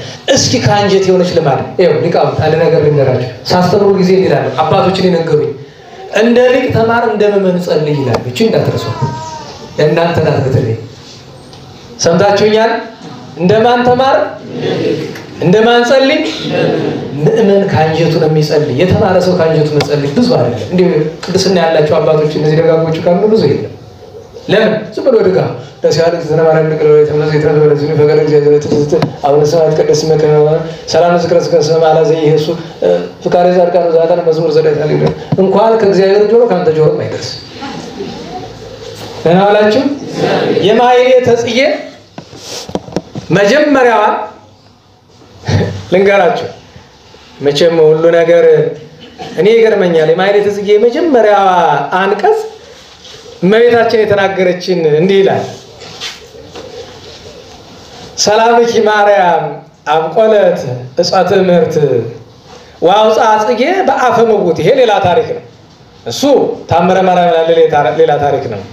ማርኪያ ፍቅረ ዚአኪ ለአሐቲ ብእሲት እችን ነው የፈለግነው። ለአንዲት ሴት ታገለግልሽ ስለነበረ ያንቺን ፍቅር አስተማርሻት። እንዘ ትብሊ ኢታጎጉኢ አንብቦ ተዛቲ ጸሎት። እችን ጸሎት ስትጸልያት አታፍጥኛት። ለምን? እስመት እድመኒ ሊተም ሁሉ ስብሐት ከምስጋናው ቤት ምንድን ናት? በሰላም ገብርኤል አሁን ስማ ስትይ ለምንድን ነው ያቺ ሴት ቸኮላለች ነው እና ለሄዳ እንደኛ ልክ እኔ ብዙዎቻችን ትትት ትብላለች ስሊቱ አካል ነስታ አንደበት አውጣ ተመለሽ ብላ ተቆጣቻት። ድንግጣ ተመለሽ ወይ በደንብ አመስግኝ ወይ ተይ። እችን ጸሎት ከምስጋና ሁሉ ገብርኤል እኔን ያመሰገነባትን መልአኩን ያመሰግንባትን ምስጋና ከሁሉ ጸሎት ይልቅ ወዳታለውና በደንብ ቀስ ብለሽ አመስግኝ አታፍጥኝ እና ተቆጣቻት ይባላል። እንደ መመን ጸልያውን ገባችሁ? መመናተች እንደ መመን ጸልይ ማለት አንዲት አቡነን ያላት ግን በሷ እመቤታችን ልብሷን ወጣ ነይ በደንብ አመስግኝ። አይ ቤት ያለ መጣ ነይ እንጂ በደንብ አመስግኝ መባል እኮ መታደል እንዲህ ያለም አለ ብዬ እና በእውነቱ እግዚአብሔርን ልናመሰግነው ይገባል። ስሙ ቅዱስ ስሙ ክቡር ስሙ የተመሰገነ ይሁን። ያን ቀን እዚያኛው ተመረናል። ለልዩ ቅዱስ ዮናስ ረፍቱ ነበረ። 12ቱ ጌቶቻችን ቅዱሳን ሐዋርያት አመታዊ በዓላቸው ነበር። ብርሃናት አለ ጴጥሮስ ጳውሎስን እናታችን ቅድስት በርባራን እናስባለን። ሰዓተ ክረምት ይባላል በቤተክርስቲያን እለቱ። ታዲያ ይሄ ድራ አለፈ ክረምት ወዘገባ ዝናብ የሚለው የሊቅ ጸሎት ነው። አባ አርቀስልስ የደረሱት እንዴት ያለ ግሩም ነው። አዎ እዚያኛው ስለተረጎምነ ሰዓት ይሄድብናል እንተዋለን። በ26 ጾመ ጽጌ የገባበት ወራ መጸው የገባበት ነው እና ንትፈሳ እስመ ሰረቀ ዮም ወራ ጽጌ እንዳለው መጽሐፍ ደስ ይለናል። ለምን? የእመቤታችንን ፍቅሯን ለማሰብ እናዝናለን። ለምን? እመቤታችን መከራዋን በማሰብ እናዝናለን። በ26 ያን ቀን የእመቤታችን ታምራት የተገለጠበት ቀን። በነገራችን ላይ የእመቤታችን ሁለት በዓል ነው። አንድ ጽጌ ጾም የገባበት ነው። ሁለተኛ እመቤታችን ድንግል ማርያም ከቤተ መቅደስ ወጣ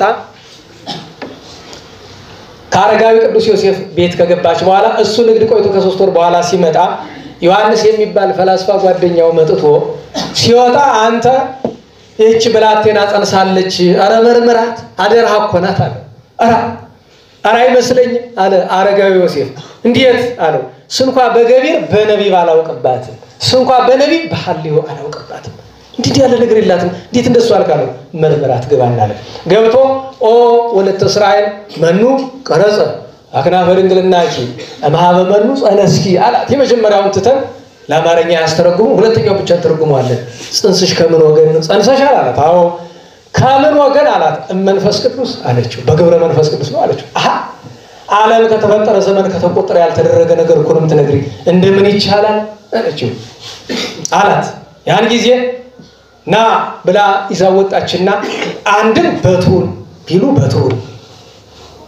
በትሩን ባይሉ ቅዱስ ሄራቅሊስ እንደሚናገረው ከደጁ ወድቆ የነበረው የደረቀ እንጨት ተክላ አለምልማ እንዲያብብ እንዲያፈራ አደረገችው ይሄን ማን አደረገ አለችው መንፈስ ቅዱስ አላት ይሄም ከመንፈስ ቅዱስ ነው ቅዱስ ሄራቅሊስ ምን አለ ሰገደላት ይላል ግንባሩን መሬት አስነክቶ ሰገደላት ይላል ይሄ ነገር የተደረገ መስከረም 26 ቀን ነው መታሰቢያው የዚያን ቀን ነብዩ ልዑል መጥምቁ ቅዱስ ዮሐንስ ጽንሰቱ በሥርዓተ መልአክ የተደረገበት በሉቃስ ወንጌል ምዕራፍ 1 ላይ መጥቶ ቅዱስ ዘካርያስ ሚስት ኤልሳቤጥ ጽንሳለች ወንድ ልጅ ትወልዳለች ስሙን ዮሐንስ ትለዋለህ ለወገኖቹ ደስታ ያመጣል ብሎ ብዙ ነገር ተናገረው ዘካርያስ ያን የመሰለ ደግ ታላቅ ጻድቅ ካህንና ነብይ እስቲ አሁን ያልኩት ብሎ ወጎንደር አማርኛ ይባላል ዲት ብሎ እኔ ሽማግሌ ሚስቴ ባልቴት ናት እንዴት ያለ ነገር ነው የምትናገር አለ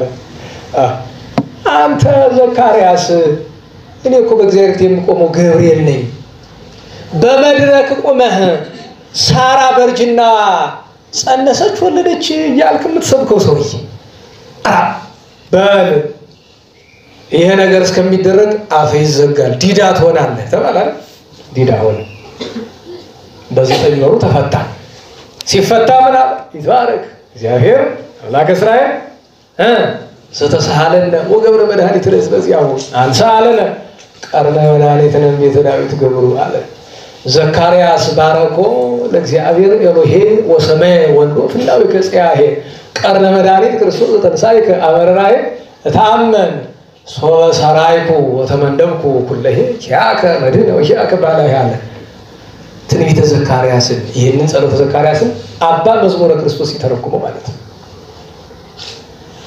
ያን ቀን ቅዱስ አቦሊ ፍልሰቱ ነው ሌሎችም በርባራ ዮልያን አሉ አጋታለች የሁሉም በረከት ያሳድርብን በ27 ቅዱስ አምላክ መድኃኔ ዓለም በአካል ተገልጦ አረማዊ ያለገና እኔ በጣም ይገርማችኋል እንዴት ዋላችሁ ቅዱስ ጦቢት ለጦቢያ ልጅ የተናገረው ኃይለ ቃል አላለ ሰሞኑን በትምህርት ማንስተናት ነበር አይደል እስመ ምጽዋት ታድህንም መንሱት ምጽዋት ከምን ታድናለች ከመከራ ምጽዋት መስጠት ነው ከመከራ የሚያድን የቆመ ቤተክርስቲያን እያፈረሱ ማደስ ከመከራ አያድንም ለመከራ ነው የሚያጋጥ ደሃ ተርቦ ህንጻ ብትሰራ ለመከራ ነው የምትጋለጥ ምጽዋት እንስጠው ወገኖቼ ምጽዋት እንስጠው ያስፈልጋል ምጽዋት የሚወድ ቂዶስ የሚባል አንድ የሮም መንግስት የሰራዊት አለቃ ነበር ጌታችን ዋሊያ ሲያድን ተገለጠና ቂዶስ ሆይ ከዛሬ ጀምሮ አንተ የኔ ነህ ምታመልክ እኔን ነው ማን ነው ጌታዬ አለ ኢየሱስ ክርስቶስ ነኝ አለ በል ስምህ የውስጣቴዎስ ይባላል ክርስትና ከቤተሰብ ጋር ተጠመቃለህ ከዚያ በኋላ ግን መከራ ያገኛል ታገስ ብሎ ሄዶ ከሚስቱ ከሁለት ልጆቹ ጋር ተጠመቀ ሮማዊ ነው ትንሽ ቆይቶ መከራ መጣ ባገሩ ድህነት ገባ ደሃ ሆነ ለምን የውስጣቴዎስ ደሃ እንደሆነ ታውቃላችሁ እንዴት ዋላችሁ ራብ ሲገባ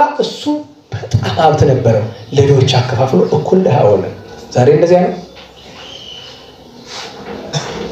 ከዚያ አይ በሰጡበት ሀገር ለምኑ አይሆንምና ልሰደድ ብሎ ሚስቱና ልጆቹን ይዞ ሲሰደድ ባህር ላይ ደረሰ ተሳፈረ ገንዘብ የለው ልክ ባህር ዳርቻ ላይ ሲደርሱ ገንዘባችንን አምጣሉት የለም ያላቸው እንግዲያውስ ክፍያችን ሚስት ናት ነው ሚስቱን ቀሙት አለቀሰ ሌላ ባህር አገኘ መርከብ ቢሳፈር ደግሞ ልጆቹን ሊቀሙት ነው አይ ዋኝቼ ነው ማሻግራቸው ብሎ ትንሹን ተሸክሞ ትልቁን ትቶ ተሻገረ ይዋኝ ያንን አስቀምጦት ቢመለስ ይሄኛውን ተብላ ወስዶታል ያኛውን ላተፈሎ ቢመለስ ያኛውን አንበሳ ወስዶታል እንዲህ ባለው ቀን ኢዮባዊ ትዕግስት ይጠይቃል ምን አለ እግዚአብሔር ሰጠ እግዚአብሔር ነሳ የማን ስም ይመስገን እግዚአብሔር ስም ይመስገን አለቀሰ ሄዶ ባርነት ተቀጠረ እግዚአብሔር ቀኑን ሲመልስለት እሱን የሚወደው ንጉስ ነግሶ መልእክተኛ በአለም ሁሉ ዙሪያ ልኮ አስፈልጎ አመጡ እንደገና የሰራዊት አለቃ አድርጎ ሸሞ ግን ሚስቱ ልጆቹ የሉ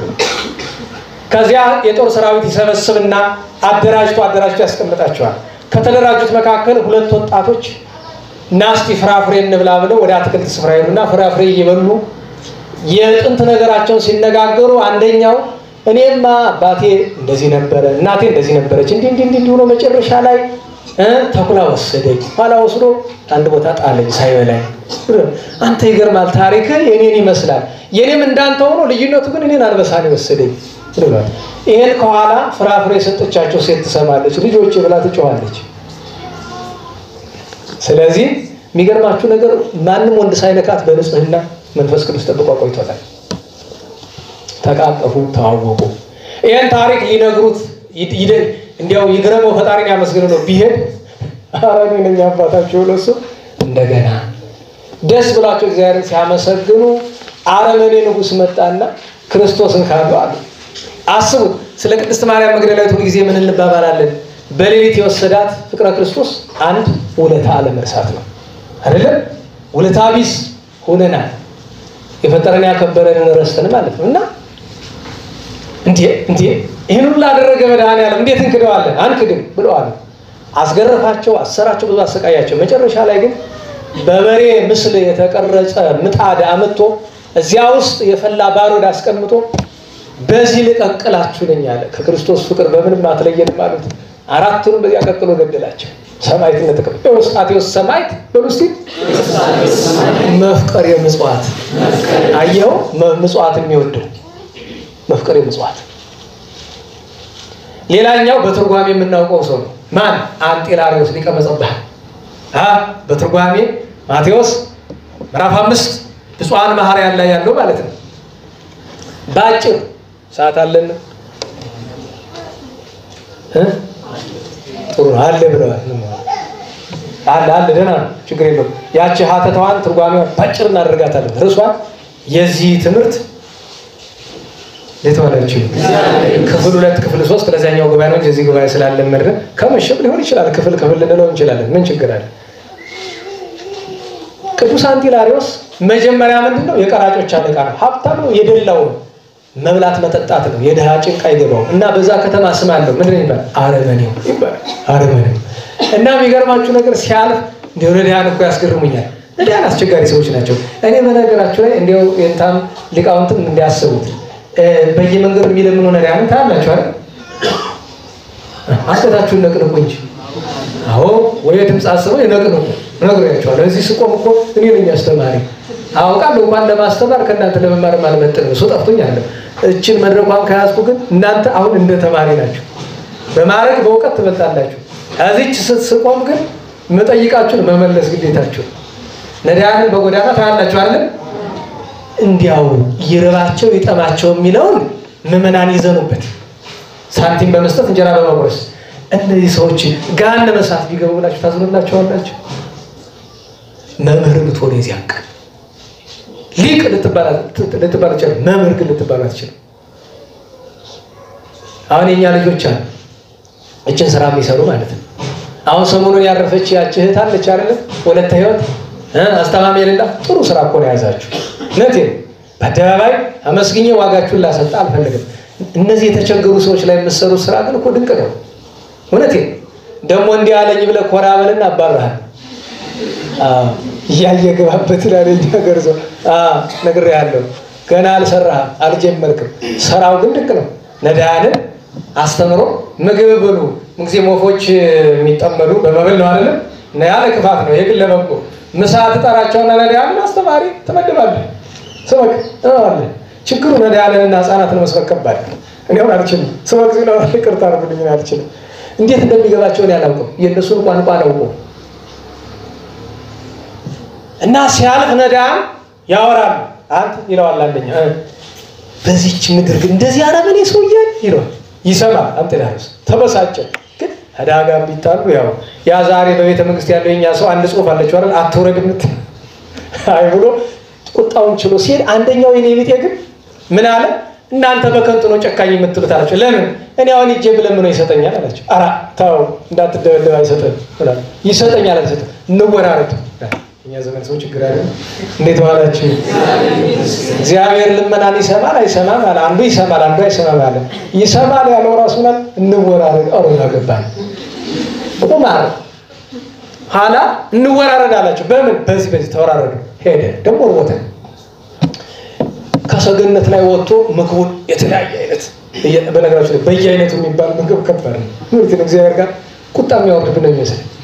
እንዴ ወጥ ስንት ነው መበላት ያለበት? እሺ በዛ ይበል ስንት? እንዲያው መቼም በስመ ሥላሴ አይባልም ግን ስንት ይሁን? እንዲያው መቼም ሶስት በላይ ነው አይደለም? ሶስት በላይ ይከብዳል። እኔ እውነቴን ነው። በቀደም አንድ ቦታ ተቀምጬ ቤተክርስቲያን በር ላይ አጋጣሚ አንድ ርቦት ነውና ቁጭ ብሎ ገዝተውለት ይበላል እና ሁለት እጅ ስለሌለው እነሱ ነው የሚያጎርሱት። እግዚአብሔር ይስጣቸው ያጎርሱታል። ይሄ ትልቅ ፍቅር ነው። ግን ከዛ ሲያጎርሱ አየሁና ትንሽ ዞር ብዬ ስመለስ እጁን እየታጠበ ነው አጉራሽ። አንተ ቤት ይሉ ተበልቶ በስመ አብ እንዴት ያለ ፍጥነት ነው! የኳንዳዱ ባንድ ሁሉ መታደል ነው። አበላል ማወቅ ነው። እውነቴን ነው። እኛ ስንት ሰዓት ነው የሚወስድብን? ሞያ ሊሆን ይችላል እኮ ግን የአበዩ ድሃ ስለሆነ ደስ ብሎኛል። ድሃ ነው ባይሆን በል ከዚያ ሰገነቱ ሆኖ ሊበላ ሲል ስለማየታችን ነው ስም ይጠራበታል። ተበሳጭ። ለምን? ቅድም የሚያሙት መካከል አይቶታልስ። ሊማታ ብሎ ቢፈልግ መማቻ ያጣል። ምን ያህል ከቀረበው ማዕድ መካከል ደረቅ ያለ ዳቦ በዚያ አንስቶ ራሱን ይሄ ተገመሰ፣ ደሙ ፈሰሰ። ግን እርቦት ነበርና ያችን ይዞ አንድም የወረደ ገንዘቡ ከደሙ በላይ ነው ለሱ ይዞ ሄደ። በዚያች ሌሊት መላእክት ነፍሱን ወሰዱ። በእግዚአብሔር ፊት ለፍርድ ሲያቀርቡት መላእክት ሄደው እመቤታችን ፊት የመላእክት ግብራቸው ሊታወቅ እመቤታችን የፈጣሪያችን እናት አራማልጂ ብለዋል ይባላል። አንድም በአንደኛው ታሪክ ደግሞ ምን ይላል?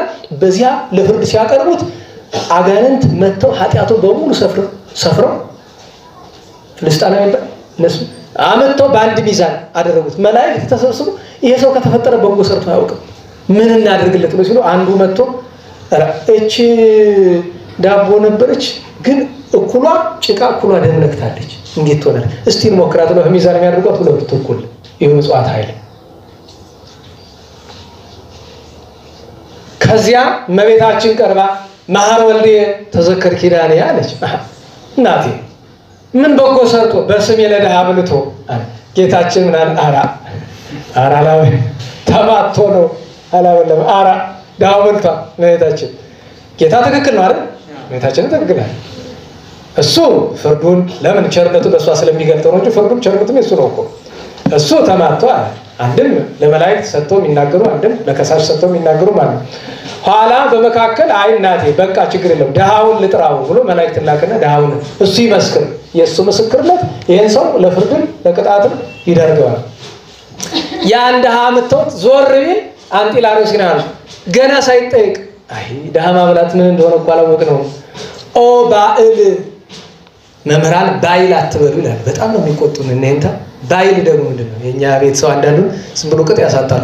በሙሉ ይያለ ያዕቆብ ተው ያዕቆብ የሚባል ያዕቆብ እንዲያው በጣም ጎሮሮን እንኳን መለስ ማድረግ ያዕቆብ ካልሆነ ያዕቆብ ነው ቃሉ። እንደዛ አይደል? ፊደል በቤተክርስቲያን ትምህርት ውስጥ ያንን ድምጹን ለውጦ የሚልጋለ ለማድ እኮ ነው፣ ህግ እኮ አይደል? እናንተ ሁላችሁ ቅኔ ተማራችሁ ናችሁ። ያም ሲሆን ደግሞ ሲለው ያዕቆብ ይሻላል እንጂ ያዕቆብ የለም። ለምሳሌ መስዋዕት ማለት ከበር መስዋዕት ይባላል። እንደዚህ መቼም አፍ ሲፈጥን የሚያመጣው አውቀዋለሁ። በቅኔ አውቀዋለሁ፣ ይቅርታ አውቀዋለሁ አይባልም። በቅኔ ቤት አንዳንድ ጊዜ ለዜማ ልክ ሲባል የሚፈልገውን ነገር እናንተ ታውቁታላችሁ። እሱን ለባለሙያ ልተው አለሙያ ገብቼ እንትን አለ ለሆነ ኦ ባእል ትማለም ዘአጽገብከኒ አምጽኡ ከኑዝየ ትናንት ከራቤ ታደግከኝ ያጠገብከኝ አንተ ሀብታም ደግሞ እዚያ መጥቶ እንዴ ብሏል ጌታ። ምን አለ? መጣህ እንጂ ወራለው ኢታውቀኒ ደሜ ጽና ረሃብ በጣም ርቦኝ ስለነበረ ደሙ አልታወቀኝም ማለት ይሄው ደሃ ነው በእግዚአብሔር ፊት። ከዚያ ከመቤታችን ከቅዱሳን ቀጥሎ ዋስ የሚሆኑ ድሆች ናቸው።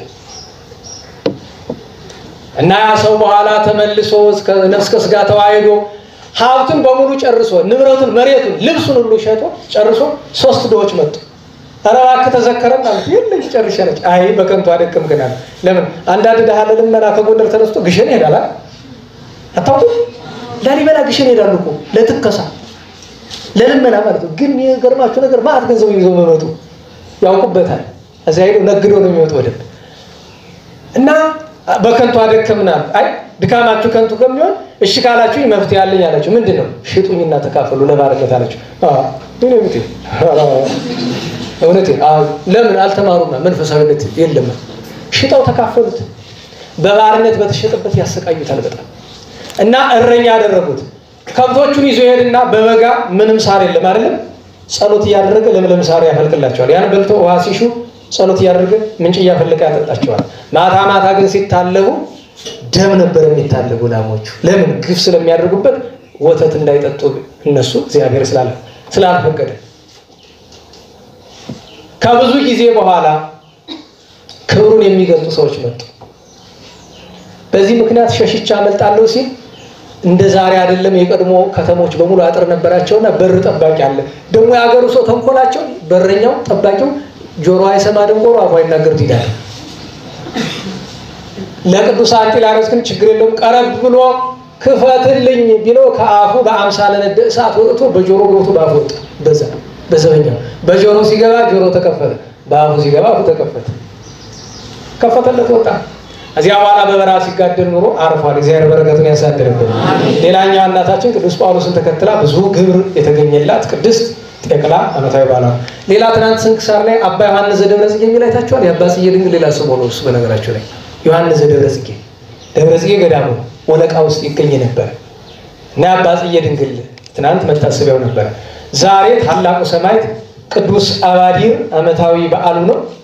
ቅዱስ አባዲር ራሱ ሰው እኔ ቅዱስ አባዲር የሚያስገርመኝ ነው። በመከራው ዘመን ድሆችን ከማብላት አልፎ የታሰሩ ክርስቲያኖችን እየዞረ ይጎበኛቸው ያጥባቸው ነበር።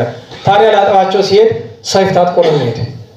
የእስረኛውን አለቃ ክፈት ይለዋል። ሲያው ቅዱስ አባዲር ይከፍትለታል። እስረኞችን አጥቦ ተንከባክቦ አጉርሷቸው ሲወጣ ይመርቁታል። ምን ብለው? እኛ ያደረስንበት ያደረስነው። ዛሬ ዘመን ቢሆን እንደርግማን ነው ይመስላል። ታረድሙት እንደማለት ይመስላል። ኋላ ግን ለዘበኛው ምን ይለዋል? አባዲር እንዲያደረገ ብትል ምን ይላል? መትር ርዕሰከ ይለዋል። አንገትን እንደምቆርጥልህ ነው። አያችሁ ወንድ ሱሪ ያለው እና አባዲር እኮ የሞቱ ሱሪያቸውን አውልቀው አይደለም ወንድነታቸውን እንደጠበቁ ማለት። ወንድ ሲኖር ጥሩ ነው። ስራውን ይጨርስና መጨረሻ ሰማዕትነት ይቀበላል። ወንድ ካለ ምን አለ? ኋላ ደግሞ ግብጽ ሲወርድ ሰው ሁሉ እያወቁ አረ ጌታችን አባዲር መጣ እየተባለ አረ እኔ አባዲር አይደለሁም እሱ ነው መስል እያለ ኋላ አርያኖስ ከገደላቸው ሰማዕት ለሱ ብቻ አልቀሷል ይባላል። አባዲር መሆኑ መጨረሻ ነው ያወቀ። እህቱ ኢራኤም ሰማዕትነት ዛሬ አብራ ተቀበላለች። የደብረ ሊባኖሱ ታላቅ ጻድቅ አባታችን አቡነ ኪሮስ ዓመታዊ በዓላቸው ነው። እንቆ ማርያም እና እስጢፋኖስ የሚባሉ በዘመነ ሰማዕታት ኢትዮጵያ ውስጥ ከተሰዉ ሰማዕታት ውስጥ የሚቆጠሩ ናቸው። ዛሬ ትልቁ ሌላኛው በዓል እናታችን ቅድስት ሶስና እህቶቻችን። ሶስና ታውቃለህ? ሊጦን ዘሐሙስ ላይ ምንድነው የሚለው?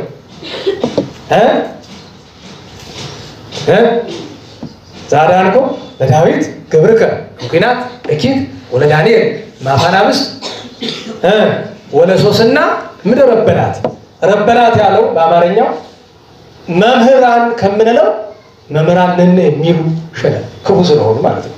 አስባችሁታል? እናስተምራለን ብሎ በሄዱበት ጉባኤ እዚህ እኮ አሁን አስቡት። እዚህ ሊያስተምርቁሙ ቆንጆ ሴት ትኖር ለማየት እኮ አይደል? አለ ግን ቆንጆ ሴት የለም እኮ በዚህ ይኖር ይሆናል። ማርያም ቃል ብትኖሩ ለራሳችሁ ባትኖሩ ለራሳችሁ። መድኃኔዓለም በመልካችሁ ምክንያት ገሃነመ እሳት ከመግባት ይጠብቃችሁ። አትኩሩበት። ውሸት ነው። ውበት ሐሰት ነው። መጽሐፍ አይልም ሐሰት ነው። ምድራዊ ውበት ሐሰት ነው። መልክ አላያችሁም? ነገ ቅድስት አርሴማ ናት። የቅድስት አርሴማን ውበት ብታዩ ከእናንተ መልካም ብቻ ተመርጦ ወደ አንድ ቢመጣ እግሯን አያክልም። ወቁት ዳትቆሩ ወንዶች አንተ ባይላችሁ ለወቀሳም አትበቁ። እህቶቻችን እንዲህ ያለን እንዳትሉ። መልክ አስጨንቃችኋል እንዴ? ምን መልክ አለ ደግሞ? ምን አንተ ያትቀሙ መርዝ ልታውቁት መርዝ ምን በላው ምን ተጣው ሁሉ እንኳን እናቀው። እንደው ሌላ ኮት ውስጥ ገባባቸው። ጧት አንድ ደግ ሰው ከዚያ ከገዳም መጥቶ እንደው አንተ እንዲህ ነገር ያሳው መሲ ዘመን ቀርቦ ይሆናል እንጃ ይመስለኛል። እንደው ለምን አልከ? ለምሳሌ ከሚደረጉ ነገሮች አንዱ ልንገርህ። ቀድሞ በአውሮፓ በአሜሪካ ያሉ ሰው የሚበሉ ሰዎች እንዳሉ ይታወቃል። የካኒባሊስት የሚባሉት የተለመዱ። አሁን ኦፊሻል ነው አሜሪካ ውስጥ አንድ ፋብሪካ አለ አይደል? የሰው ስጋ የሚያመርተው ከዚህ ከሰው አካል ውስጥ በፈቃደኞች ይሸጡለታል ተወሰነች ቁራጭ ስጋ ያንን ፕሮሰስ ውስጥ ያስገቡትና ትልቅ ስጋ ያደርጉታል የሚገርማችሁ ነገር ዓለማችን በጣም ውድ ከሚባሉ ከሚሸጡ ነገሮች አንዱ እሱ ነው የሰው ስጋ ማለት አሜሪካን ውስጥ ደግሞ ማስታወቂያ ይሰራሉ አያፍሩም እንዴት ዋላችሁ አንዳንድ ሰዎች የታሸገ ነገር አማራጭ ካላጣችሁ አትብሉም ብሏችሁ ወዶ እንዳይመስላችሁ ከምን እንደተሰራ አታውቁትም ከባድ ነው መድኃኒዓለም እሱ ይማረን እንዴት ያለ ዘመን እንደደረስን በተለይ አሜሪካና አውሮፓ ያሉ ሰዎች እኔ እንጃ አንዳንድ ሰው ግራ ይገባል አሜሪካና አውሮፓ መሄድን ማላበረታታበት ምክንያት እንዴት እንደማይገቡ ሰው ይገርመኛል ያጋንንት ሀገር እኮ አሁን የሰው ሀገር አይደለም እዛ እኮ ጨርሱ ለሁሉም ለተወደ ጉዳይ ልመለስ እናታችን ቅድስት ሶስና እነዚህ ያረበናት መጥተው አብረሽነተኝ ደግሞ እኮ የሚገርማችሁ ነገር አረመኔነታቸው ለሁለት ደግሞ ሐላ ምን አለው እምቢ ካለሽ ግን እናስገድልሻለን ከጎረምሳ ጋር ስታመነዝር አገኘና ምን አለች እግዚአብሔርን ከመበድል ምትሉትን ሁሉ ቀበላለሁ ችግር የለም በአሰት ከሰሷት የሚገርመው ነገር አመንዝራ ሴት መሸፋፈን አትችልም ዛሬ ሴት ሁሉ መገላለጥ ይወዳል ለምን አመንዝራ ነኝ ለማለት ዛሬ ሴት ሁሉ ቀሚሱን ከፍ አድርጎ ባትን ማሳየት ይፈልጋል ለምን ምክንያቱም በቤተክርስቲያናችን ተውፊት ባትን ማሳየት መገላለጥ ያመንዝራነት መገለጫ ነው ተገልጣ የምትሄድ ሴት አመንዝራ ናት ተገለጥ አመንዝራ ሴት ስለሆነች አለ ምን ይላል መጽሐፈ ሶስና ላይ በተገለጠች ጊዜ ይላል ቤተሰቦቿ አለቀሱላታል ስለተገለጠች ለምን እንዳመንዝራ ሴት ስለታየች ልትገደል እጃቸውን ጭነው እንድትገለጥ የፈለጉበት ምክንያት ግን ከመሞቷ በፊት ሌላው ነገር ባይሳካ መልኳን በማየት እንድትገብለው ለምን በጣም ቆንጆ ስለነበረች ይሄ ሁሉ ነገር የሚደረገው ከባሏ ከኢዮአቄም ከአባቷ ከቄልቅዮስ ፊት ነው ትሙት በቃ መምህራን አይደል ዛሬ ይባላል መምህራን ያሉት ይባላል ይሄ መምህራን ስለሆኑ እንመናቸው እንግደላቸው ልትገደል ስትል ከዚያ መካከል ማን አለ እግዚአብሔር ስራ አላስተዋሉትም ያ ሁሉ ዳኛ ያ ሁሉ ሪቅ ያ ሁሉ ኦሪት ነቢያት አውቃለሁ ከሚለው መካከል ምንም አውቀም የሚባል አንድ ታዳጊ አለ እሱም ማን ነው ዳንኤል ነው ያኔ በነብይነት ግን አልተሾመም ከዚህ ሴት ደም ንጹህ ነው ያለ ከመካከል ተነስቶ እንዴት አሉት እናንተ ሰነፎች ግራ ቀኝ ሳትመረምሩ እንዴት በዚህች ሴት ላይ ሞት ተፈርዳላችሁ ደግሞ እነሱ ጦር ናቸው ምን አሉ እግዚአብሔር ከኛ ይልቅ አንተን ከፍ አደረገ በለ በመካከላችንና ፈረድ አሉት ህዝቡ ሁሉ ተሰበሰበ ለዩልኝ አለ አንተ ምን ስር ነው ያያታል አንዱ መጥቶ በኮክ ስር ሌላኛው በሮማን ስር የሷ ሞት ለነሱ ለዚያ ነው ምድረበናት የተባለ እግዚአብሔር መድኃኒዓለም ቅዱስ ዳዊት አድነን ይዞ በሲኩ እንዳለው መድኃኒዓለም ፈጥሮ ለፍጡር አይስተን አሜን ፈጥሮ ለፍጡር አይስተን ዋና ምርቃቱ በዚህ ላይ ፍጡር የሚለው ዲያብሎስ ነው ፈጥሮ ለፍጡር አይስተን ማለት ጋር ነው በምድርም ግን ቅዱስ ዳዊት ብሏል ከሰው ይልቅ ከእግዚአብሔር እጅ በወድቅ ይሻለኛል ከፍጡር እጅ አይጣልን መድኃኒዓለም አሜን ለሁሉም ነገ ቅድስት አርሴማ እናታችን ቅድስት አርሴማ ድንግል ደናግል አብሯት ያሉ ቅድስት አጋታ መምኔት ወልደ ነጎድጓድ ቅዱስ ዮሐንስ ወንጌሉን የጻፈበት መታሰቢያ እንደዚሁም ከኢትዮጵያ እናቶቻችን ቅድስት ክርስቶስ ክብራ ያውነ በጸሎተ ሚካኤል ፍጹም የሆነች የበቃች ቅድስት እናት ነበረች በ30 ሐዋርያት ያዕቆብና ዮሐንስ የተጠሩበት ነው አባ ሳሉሲ ጻድቁ ሐዋርያው ቅዱስ አትናቴዎስ የአርማንያው ቅዱስ ጎርጎርዮስ እና አቡነ ገሪማ እንግዲህ የአቡነ ገሪማን ትምህርት ባጭር ልንገራችሁ አቡነ ገሪማ መስከረም 30 ዓመታዊ በዓላቸው ነው አሁን ይሄው የደብሩ አስተዳዳሪ ያሉ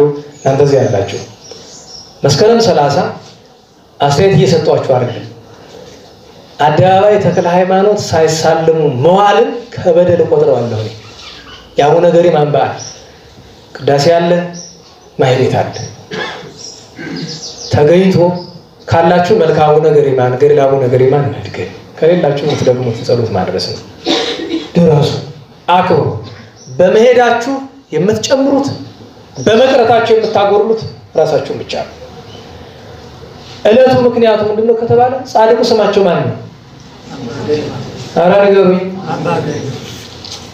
ራይሰማ አቡነ ገሪማ አረ በሞት የተናገሩ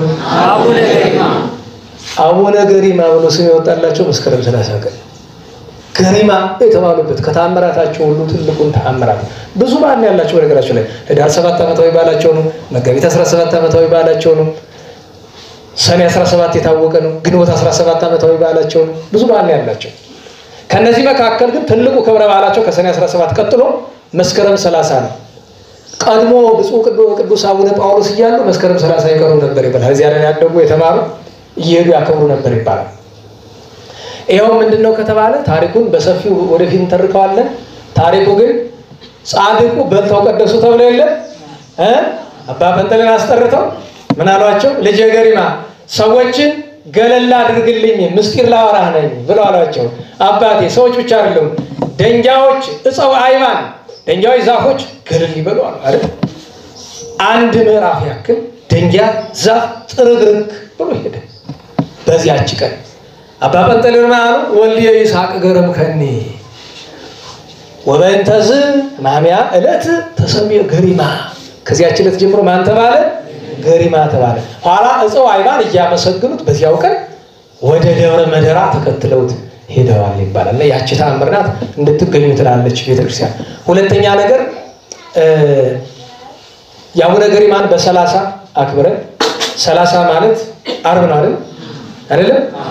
ዓርብ አክብረን የቅዳሜ ሳምንት ቅዳሜ ድጋሜ እንደገና እንሄዳለን። በ8 ጥቅምት 8 ዝክረ ቅዱሳንን ምስረታ የዚህኛውን ጉባኤ የሌላው ጉባኤ ብዙ ነው አመቱ። የዚህኛውን ጉባኤ 11ኛ ዓመት ለማክበር 2 ፕሮግራም ነው የሚኖረን። የመጀመሪያው ፕሮግራም በ8 የአደባባይ ተክለ ሃይማኖት ነው ምን ጎበኝ። አደባባይ ተክለ ሃይማኖት እንዴት እንደተሰራ ከገድለ ኢያሱ ላይ ትመለከታላችሁ። እሳቸውም ይተርኩላችኋል። እኛም ያቅማችን ነው ተረተራለን። ስለዚህ የወዲያኛው ቅዳሜ ቀጠሯችን እዚያ ነው የሚሆነው። ረፋድ ላይ ሰዓቱን የሚቀጥል ሳምንት እንነጋገራለን። በአማካይ ግን መሆን ያለበት 2 ሰዓት ላይ አይደል? ጧት 2 ሰዓት የሚሆነው የመቼ ነው እንግዲህ? በ8 ነው የነገ ቅዳሜ ሳምንት። ከዚያ በኋላ በ12 የቅዱስ ዳዊት ልደቱ ነው። ይቅርታ የተሾመበት ነው። የዝክረ ቅዱሳን ምስረታውን የምናከብረው እዚህ ነው። ምስረታ ብለን የተለየ የተጋነነ ነገር የለም። በገና አዘጋጃት ያቺ መዝሙር አለች አይደለም? የወገን እረኛ ሹመቱን የሚመለከት ዘር ስላለ የወገን እረኛ ትፈልግ አንተ በበገና ሌላ በድምጽ ብቻ እንደምትፈልግ አንዲት መዝሙር ናት መጨመር አትችልም። ያቺው ናት እናላችሁ ሌላ ነገር አይኖርም። ከዛ በኋላ አንተ ያመከረኛ ሻማህን ምናምን ወረቀትን ትለጣጥፋለህ። በቃ ሷራም የሚፈልግ አለቀ። ቅዱስ ዳዊት ስለሆነ የዝክረ ቅዱሳን መሰረቱ የዚያን ቀን እናከብረዋለን ማለት ነው። ይሄን ካለ ዘንድ የ30 በዓልን ይመስላል። በአንድ ቅድስት ማርያምን ተፍረት እናታችን ቅድስት አነስጣስያ ቅድስት ሶስና ድንግል በሁለት ታላቁ ሊቅ አባ ሕርያቆስ ሀገረ ብንሳ ልደቱ ዕረፍቱ ጥቅምት 2 ነው። የሀገረ ብንሳው አባ ሕርያቆስ ያን ቀን ታላቁ ሊቅ ቅዱስ ሳዊሮስ እና ኢትዮጵያዊ ጻድቅ የአቡነ ተክለ ሃይማኖት ደቀ መዝሙር የነበሩት አቡነ ማትያስ ፈጠጋሩ ዓመታዊ በዓላቸው በ3 አባ ጊዮርጊስ ዘጋስጫ ጽንሰታቸው ነው። ያን ቀን ኦርኒና መብኩ የሚባሉ ኢትዮጵያውያን ቅዱሳት አንስት ሰማዕታት አሉ። ሌሎችም እነ ጎርጎርዮስ ዘአርማንያ እነ ቅድስት አውራ ወለተ አርቃዲዮስ እነ አባ ስምዖን አሉ። በ4 ነገሥት ጻድቃን አብርሃ ወአጽብሃ በ4 ቅዱስ ባኮስ ሐዋርያው ቅዱስ ሐናንያ ሌሎችም ቅዱሳን አሉ። አቡነ በርቶሎሜዎስ የደብረ ዘመዳው የዚያን ቀን ዓመታዊ በዓላቸው ነው። የዛሬ ሳምንት በ5 ነበር የምንገናኝ፣ ግን በ5 የሐዋርያት ጉባኤ ስላለ አስቀድመን በ4 ማክሰኞ ነው የምንገናኘው። እግዚአብሔር አምላካችን ሁላችን የዚያ ሰው ይበለን። አሜን።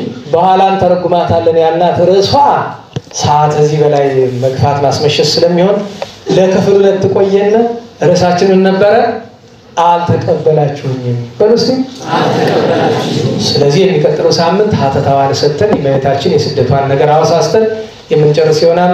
የመድኃኔዓለም ቸርነቱ የእመቤታችን ጣዕመ ፍቅሯ የቅዱሳን ሁሉ በረከት ይደርብን። የሰማነውንም በዘመናችን በቸርነቱ ያሳድርልን። ለምስጋና ይነሳ ስብሐት ለአብ ስብሐት ለወልድ ስብሐት ለመንፈስ ቅዱስ ስብሐት ለአብ ስብሐት ለወልድ ስብሐት ለመንፈስ ቅዱስ ስብሐት ለአብ ስብሐት ለወልድ ስብሐት ለመንፈስ ቅዱስ ስብሐት ለእግዝእትነ ማርያም ድንግል ወላዲተ አምላክ ስብሐት ለመስቀል እግዚእነ ኢየሱስ ክርስቶስ ክርስቶስ በምሕረቱ ይዘከረን ዳግም ምጽአቱ እያሳፍረን ተሰቦተ ስሙ ያንቃሃን ወበአምልኮቱ ያጽንዓን እግዝእትነ ማርያም አይርይ ጸሎተን ወአስተስርይ ኩሎ ኃጢአተን ቅድመ መንበሩ ለእግዚእነ ዘአብጽሐነ ዘንተ ኅብስተ ወለዘአስተየነ ዘንተ ጽዋዓ ወለዘሰርዓ ለነ ሲሳየነ ወአራዘነ ወለዘተአገሰ ለነ ኩሎ ኃጢአተነ ወለዘወሀበነ ሥጋሁ ቅዱሰ ወደሙ ክቡረ ወለዘአብጽሐነ እስከ ዛቲ ሰዓት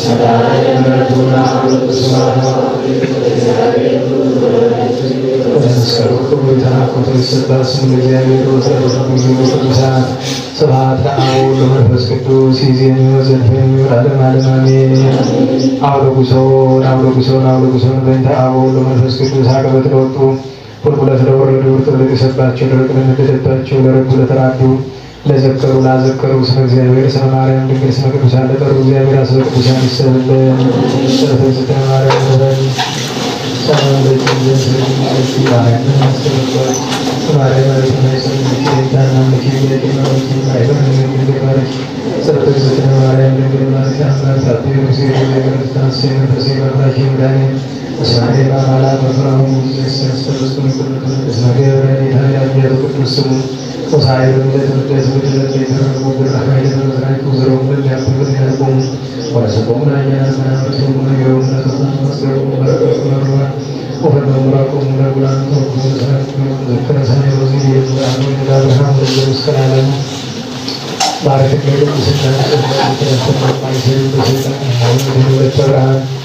መዝገበ በረከት መዝገበ ቅዱሳን መዝገበ ነጽ መዝገበ ራእይ መዝገበ ባርክነ በእንየኪ በረከተ ባረኪ ወለኤፍሬም ፍቁርኪ በበረከተ ወልድኪ ወአብ ወመንፈስ ቅዱስ ስብሐት ለአብ ወለመንፈስ ቅዱስ ያደም ወለዓለመ ዓለም።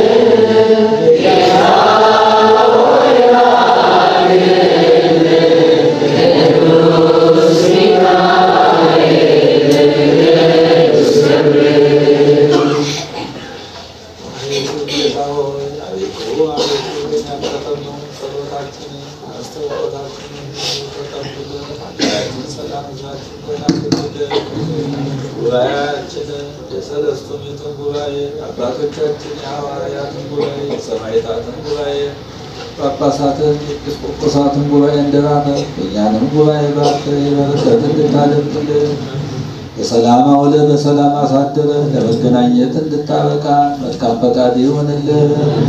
አቡነ ዘበሰማያት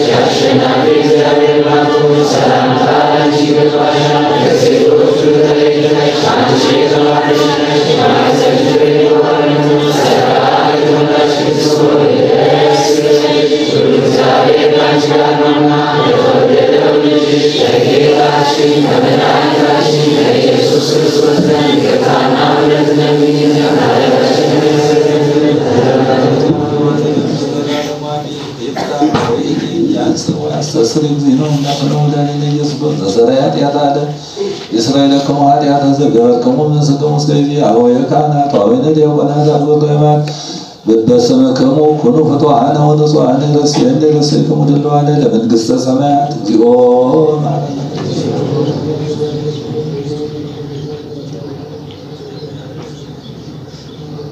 በዛለተ ስርየት ወበዘይመጽእ ቅበት ኩኑ ፍቱሐነ ወንጹሐነ ኃጢአት ከማሁ በእንተ እግዝእትነ ማርያም መሐረነ ክርስቶስ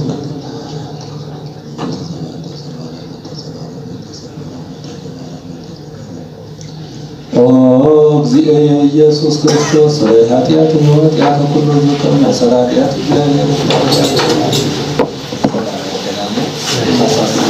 ነገር ነው። የስትመጡ በ30 ቤተክርስቲያኑ ያው 2016 ላይ ሐምሌ 5 የወደቀው ዛፍ ያለው ይላል። የቱንስቱንም ቅኔ ማህሌቱንም ያቆናት ይላችሁ የትመለሱ ያው ወዳቱ እያፈሰሰ ነው ያለ ያን የተጎዳውን ህንፃው የወደቁትንም ዛፎቹንም ሁሉ ያወቀ ያሉትን በተቻላችሁ ሁሉ አይታችሁ በቪዲዮውን ቀርጻችሁ ያዛችሁ ሁሎቻችሁን ከእጃችሁ ስላለ ያው እንዛችሁ እንድትመጡ ማሳሰቢያ ነው። በሰላም በቀነቀጠሮ ለመስከረም 30 ያገናኘን ዜና ነገር እግዚአብሔር ይስጥልን። ቃለ ሕይወት ቃለ በረከት ያሰማልን። ተስፋውን መንግስቱ ለመስጠት ያወርስልን። ያው ያሉት ነገር ገብቷችሁ ከሆነ መጣችሁ አንደኛ እዩ፣ ሁለተኛ ነገር ቀርጾ መያዙት ነው። አንደኛ ታሪክ ነው፣ ሁለተኛ ነገር ቤተክርስቲያኑ በሚገባ በፍት የሚያስፈልገው ነገር ስለሚኖር ማለት ነው። ልታሳዩት ሰው ካለ ልታሳዩ ለማለት ነው። ያው ከሳምንቱ ትንሽ አሻሽለናል። 10-15 ደቂቃ ቢሆን ደግሞ እያሻሻልን እንሄዳለን። ሰዓቱ እኮ ደህና ነው። ያው መስከረም ጥቅምት ሆኖ ነው። ለሁሉም በሰላም አስጀምሮ በቸር ያስፈጸመን ቸር መድኃኔዓለም እንቅፋት ሳይመታን እሾህ ሳይወጋን ኃጢአት ሳይሰለጥንብን በደልም ሳይገዛን የብርሃን መላእክት በፊት በኋላ በቀኝ በግራ እየጠበቁን ለጊዜ ወደ የቤታችን ለፍጻሜው ተስፋ ለምናደርጋት መንግሥተ ሰማያት ከተከፈተች ገነት ከተነጠፈች ረፍት ከአባቶቻችን ርስት ሁላችን በሰላም ያድርሰን፣ በሰላም ያድርሰን። እንግዲህ ቅድስት አርሴማ ነገ ዓመታዊ በዓሏ ከታች ቃ ኢየሱስ አለ የታወቀው 40 እንስሳም ገብቷል ታቦቷ አለ እየተባልኩ ነውና እንግዲህ ወደሚመቸን እንሄዳለን ማለት ነው። ስብሐት ለእግዚአብሔር ልዑል ወለወላዲቱ ድንግል ወለመስቀሉ ክቡር ጸሳይል አሜን።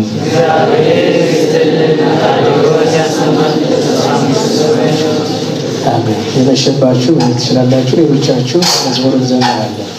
ሰጋነ ሳይነ ወሕይወተ ከነ ሰጋነ ሳይነ ወሕይወተ ከነ ለኃይለ መስቀሉ ለኢየሱስ ክርስቶስ ለኃይለ መስቀሉ በኃይለ መስቀሉ ለኢየሱስ ክርስቶስ ለኃይለ መስቀሉ ኪያከ እግዚኦ ናኩት ወንሴብሐከ እግዚአብሔር ኪያከ እግዚኦ ናኩት ወንሴብሐከ እግዚአብሔር ጸጋን ተቀበልን ሕይወትን አገኘን ጸጋን ተቀበልን ሕይወትን አገኘን በመስቀሉ ኃይል ለኢየሱስ ክርስቶስ በመስቀሉ ኃይል ለኢየሱስ ክርስቶስ በመስቀሉ ኃይል አቤቱ አንተ